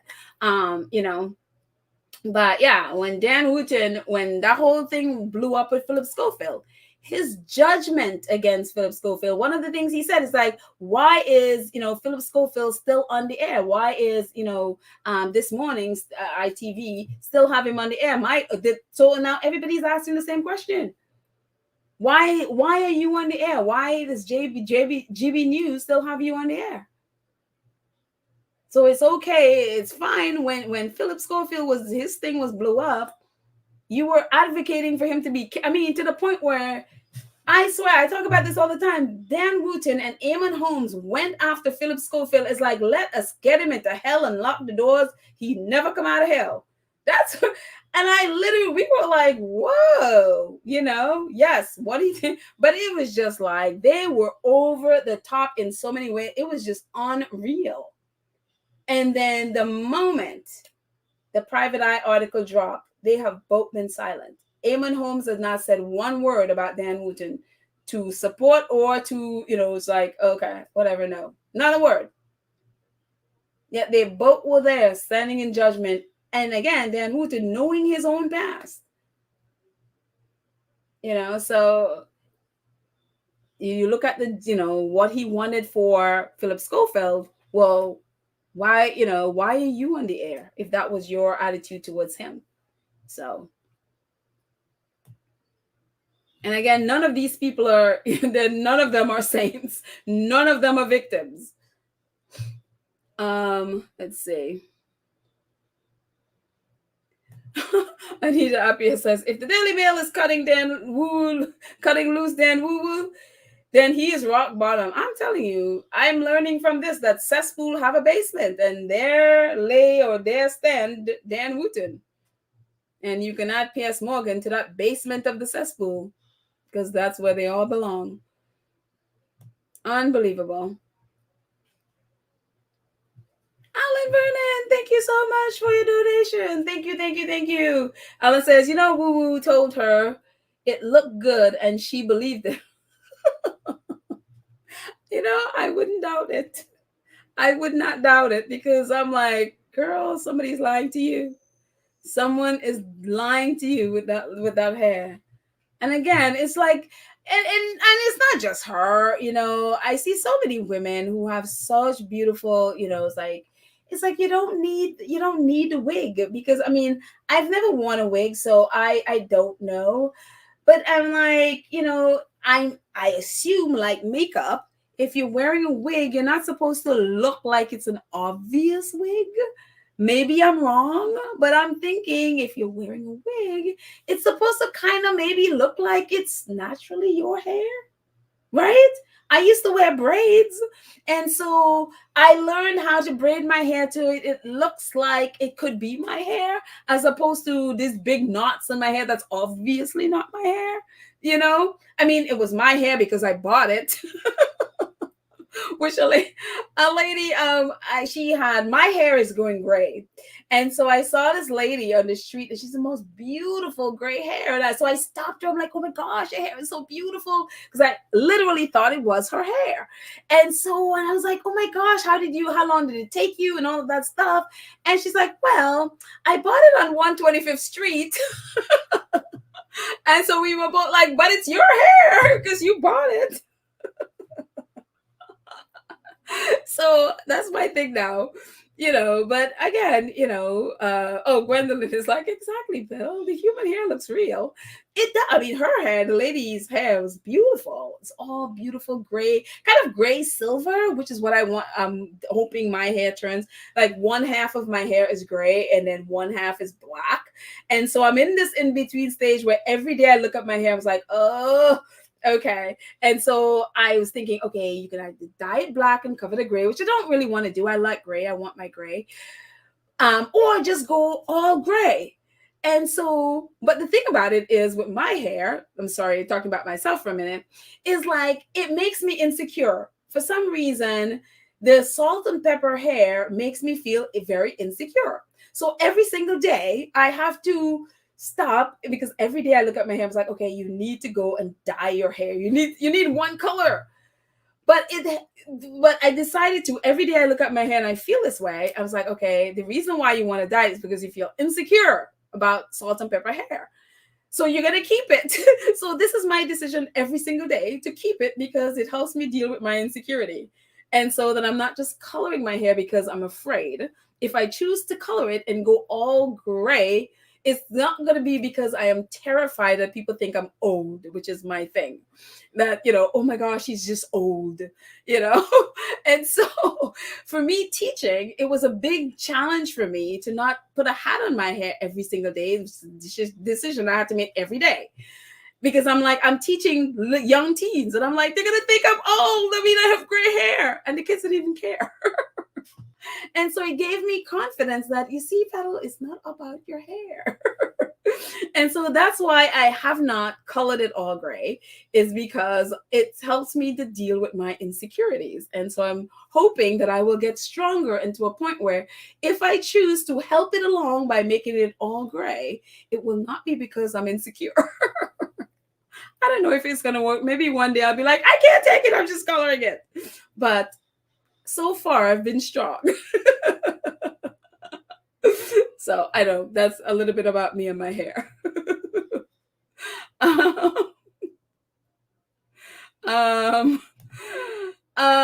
Yalivi says, Connie Bomber, starting to Connie Bomber. Nana was sent back from the world of, oh my God, spirit. The wig shows the the wig shares the turmoils she experienced on the journey to the living. Oh my God. This is so bad. You leave me.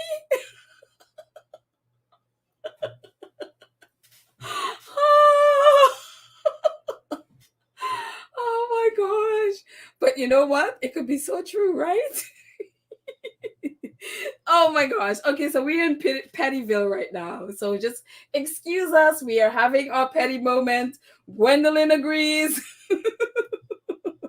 Rhonda's laughing. Connie is laughing. Oh, yes, Lily, you leave me. That's so bad.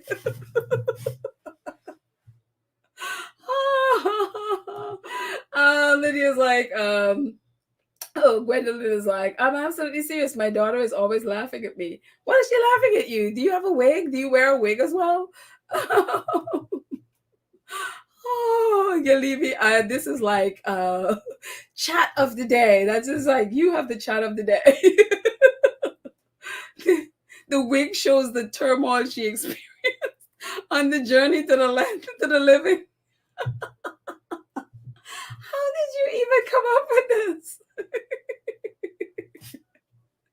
Oh my gosh. That is hilarious. Thank you for the laugh. I really needed that.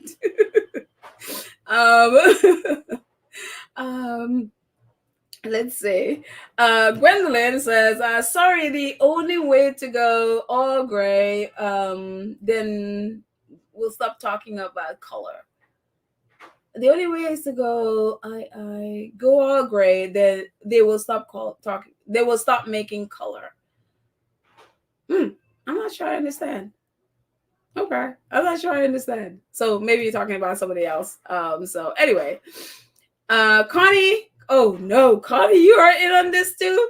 There I am thinking Connie is so innocent. Connie.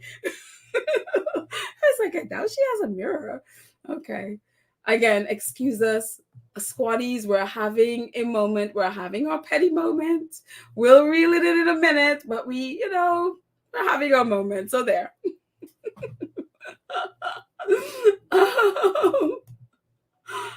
Let's see. You leave me. There I am thinking you're sorry about this. Wait. I'm sorry. You leave me's like, I'm proud of myself. That was a good one.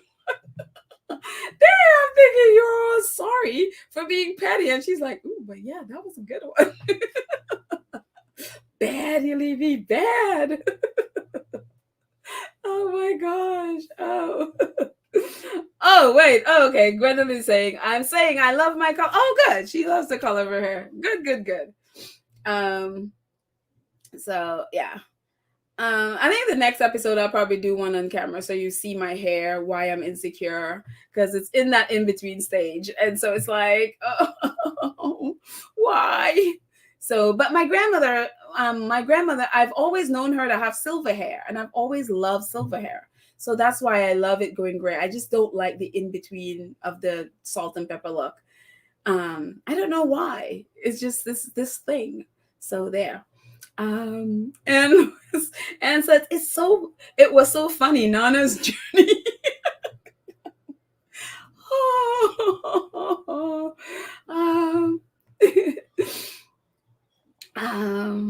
let's see. Goodness. Margaret is agreeing. Margaret's like, you leave me. That was so funny. World of spirits. I'm still laughing. I know. I think that is the chat of the day. That is the post of the day. I'm like, I don't think I'll remember that. I will forget that very soon. So yeah. Let's see. Cookies and Cream, change the topic from being petty. Cookies and Cream says, every time the Unroyals and their racist thugs attack the Sussexes, they need to be dragged relentlessly all over social media for their heinous behavior and let it trend. Hold them accountable. There you go. Hold them accountable. That's what we've been doing, I think, for the majority of the time. And I feel like sometimes we, self included, we elevate their posts because every time you post, you tag them or you sharing their tweet, you're sharing their post, whatever, is elevating their and giving them more attention, because every time you like it, share it, post screenshot about it, is you're sending that to everybody you follow, and people who may not know that their wretchedness are now in on it, but you've just given that organization engagement, which is what they want. They don't care how we respond. They don't care if we're raging. They don't care. The only thing that they want is click. They want us to click on it. They want us to engage with it because that's how they make money. And that is the catch. That is the catch with when you go after them. I have now, when I tweet something, I don't use their articles. I would tweet about it, but around it. So you know what I mean, but I'm not using their name or any of those things because I don't want to give them engagement. And sometimes some of them deserve to be dragged, but again, they don't care. They don't care if you're angry, sad, mad, whatever you're feeling, as long as you click on it, as long as you share it, as long as you respond. They don't care what your response is. A lot of times they don't even read any of that stuff. They just want to know you respond because that's what their advertisers want, because that's how they get paid. And that's it. That's the only thing they want from us. Engage. So yeah. Anne is saying, Petal, embrace your natural hair. You will focus on what is most important. Thank you, Anne. I needed that. And that is my thing that I have to do and I literally mean every single day, which is like, anytime I look in the mirror, it's like, oh. So, because I know what that means, I have to face my insecurities, and that is a big insecurity for me. Let's see. Maybe we should have an episode with all of us who are gray or going gray, like myself, and talk about what that is like for you and what that, how you decided to just let your hair just go gray and not color it and whatever. So I think that would be kind of cool. Because a lot of us here are matured and our hair is changing colors, and it'll be a good experience. It'll be good to hear different people's perspective. We were actually talking about this last Sunday with Karen, because Karen's hair is beautiful. She's beautiful. All of hers, I think, is now gray, which is where I want mine to get to quickly. It's not going there quickly enough. But yeah, very cool. So it'd be cool to maybe chat with some of you guys to see what you think. Let's see. Thank you for your super sticker, Yalibi, and your incredible comment. Thank you, thank you, thank you. Which I will not forget very soon. Let's see. A couple more before we end. Just gonna scroll all the way down. Let's see. Oh, wow. HKG said, I take after my father's side of the family. My hair is snow white. That must be so beautiful. Oh, my goodness. Oh, my goodness. That is awesome. You know, it's so funny. One of the things that with the hair going gray and stuff, I always think about Anderson Cooper, how his gray is celebrated. Like Anderson Cooper has the most beautiful gray hair. But in a woman, it's referred to as old. And or at least in my mind anyway. And it's associated with being old and is not celebrated. And I think that's part of my insecurity. And especially again, teaching teenagers, they're like, oh my gosh, you're gonna think I'm old. They're young teens and this woman in gray hair, and they're just so cute, and they didn't even care. Let's see. Marina says, Petal, I'm mostly gray. I have embraced it. Oh, I want to be where you are, Marina. Oh, that is awesome. Must be so powerful and feeling empowered in that phase where you just embrace it and there you are. Oh, thank you for sharing. Oh, let's see. Really? Yuli says I'm getting braids done and I'm adding black and gray extensions to celebrate my aging gray. Really? Wow. You see, that's the thing. I want to get to that place, Yulivi, where you are embracing the salt and pepper look. Very nice. Very nice. Let's see. Patricia says, having two kids in college in two different states at the same time turned my mixed gray to snow white as well. Yes, though I'm assuming a lot of worry there. As one of my friends, she told me a long time ago, it's like having a child, and her daughter was going off to do some charity work overseas. And she said having her daughter go, not there where she feels like she can protect her, is like, it's like having your heart outside of your body, your heart walking outside of your body, knowing that anybody could stomp on your heart and there's nothing you can do about it. And so that's how she explained having her daughter go off and and there's nothing she can do, and her daughter who's the heart, is out there and anybody can do anything and she just can't do it. And so I can imagine having two kids and not with you and in different states, and as a mom, I'm not a mom, but I can only imagine what that must be like. So yeah, it's not white. Patricia's like, my hair is not white. I can imagine. Wow. Let's see. Connie, it's funny because they say, when I go gray, I will add green, orange, and purple. Beautiful combinations. Oh, I never put those combinations together. Very cool. Purple is my favorite color, so maybe I could do some purple. Ooh, Connie, you gave me a great idea. Ooh, I like that. Who says it has to be boring? It could be having some cool colors in there. So you have that mixture of gray and purple, green and orange. I don't know about the green and orange. Those are not my favorite colors, but purple is. So gave me great ideas there, Connie. I look forward to seeing your hair. Maybe post a picture of your hair or something. Just the hair. If you don't want to put your face, just your hair is fine. That's really cool. Hildy says gray is beautiful when it's all over. See, that's how I think too. Starting with the edges, it's not okay for me. Mine is like half of my hair on one side is gray, at least in the front, and the other half is sort of black, sort of going gray a little bit. So it's like, I feel like, my head is parted in two and you have gray and black on each side. Say, oh, oh, thank you, Pura. We're so man. Oh, as usual, great research. God bless you. Blessings to you as well, Pura. Blessings to you as well. Let's see. Cookies and Cream is back to Dan Wootton. I can't wait for them, and others to go down. They deserve everything. Karma has coming their way. Yep. I actually think karma is, especially with Dan Wootton, Carla has come with her bag, set it down, and pulled up a chair, and it's like, I'm not leaving. Karma ain't leaving. So there you go. Let's see. A couple more before we end. Thank you guys for hanging out with me. It's been so fun to chat. Let's see.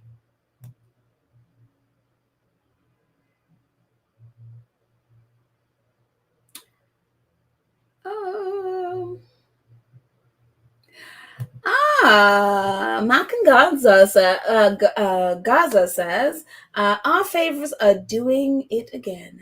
Forever considerate, forever serving. Let me get Dan Wootton out of here. We don't need his picture with our faves at all, in any sense of the word. And I love that. Our faves are doing amazing despite the craziness that's going on Shutter Island. Our faves are doing great. They are doing the things they want to do, no matter what people with other motives are like, oh, they should be doing this and they should be putting this out when. No, our faves are doing great. They are doing perfect. They're doing things when they want to do it and they're not allowing people to put them in a box. So that is awesome. I, again, love these pictures. So, yeah. But anyway, that's it, guys. I'm going to go out and get something to eat. My stomach is rumbling. So, thank you guys so much for everything. Thank you so much for hanging out with me. There's some more pictures of our faves. Aww. We will see them again. Well, definitely Harry on the 9th. Probably the 9th, and then obviously the 12th.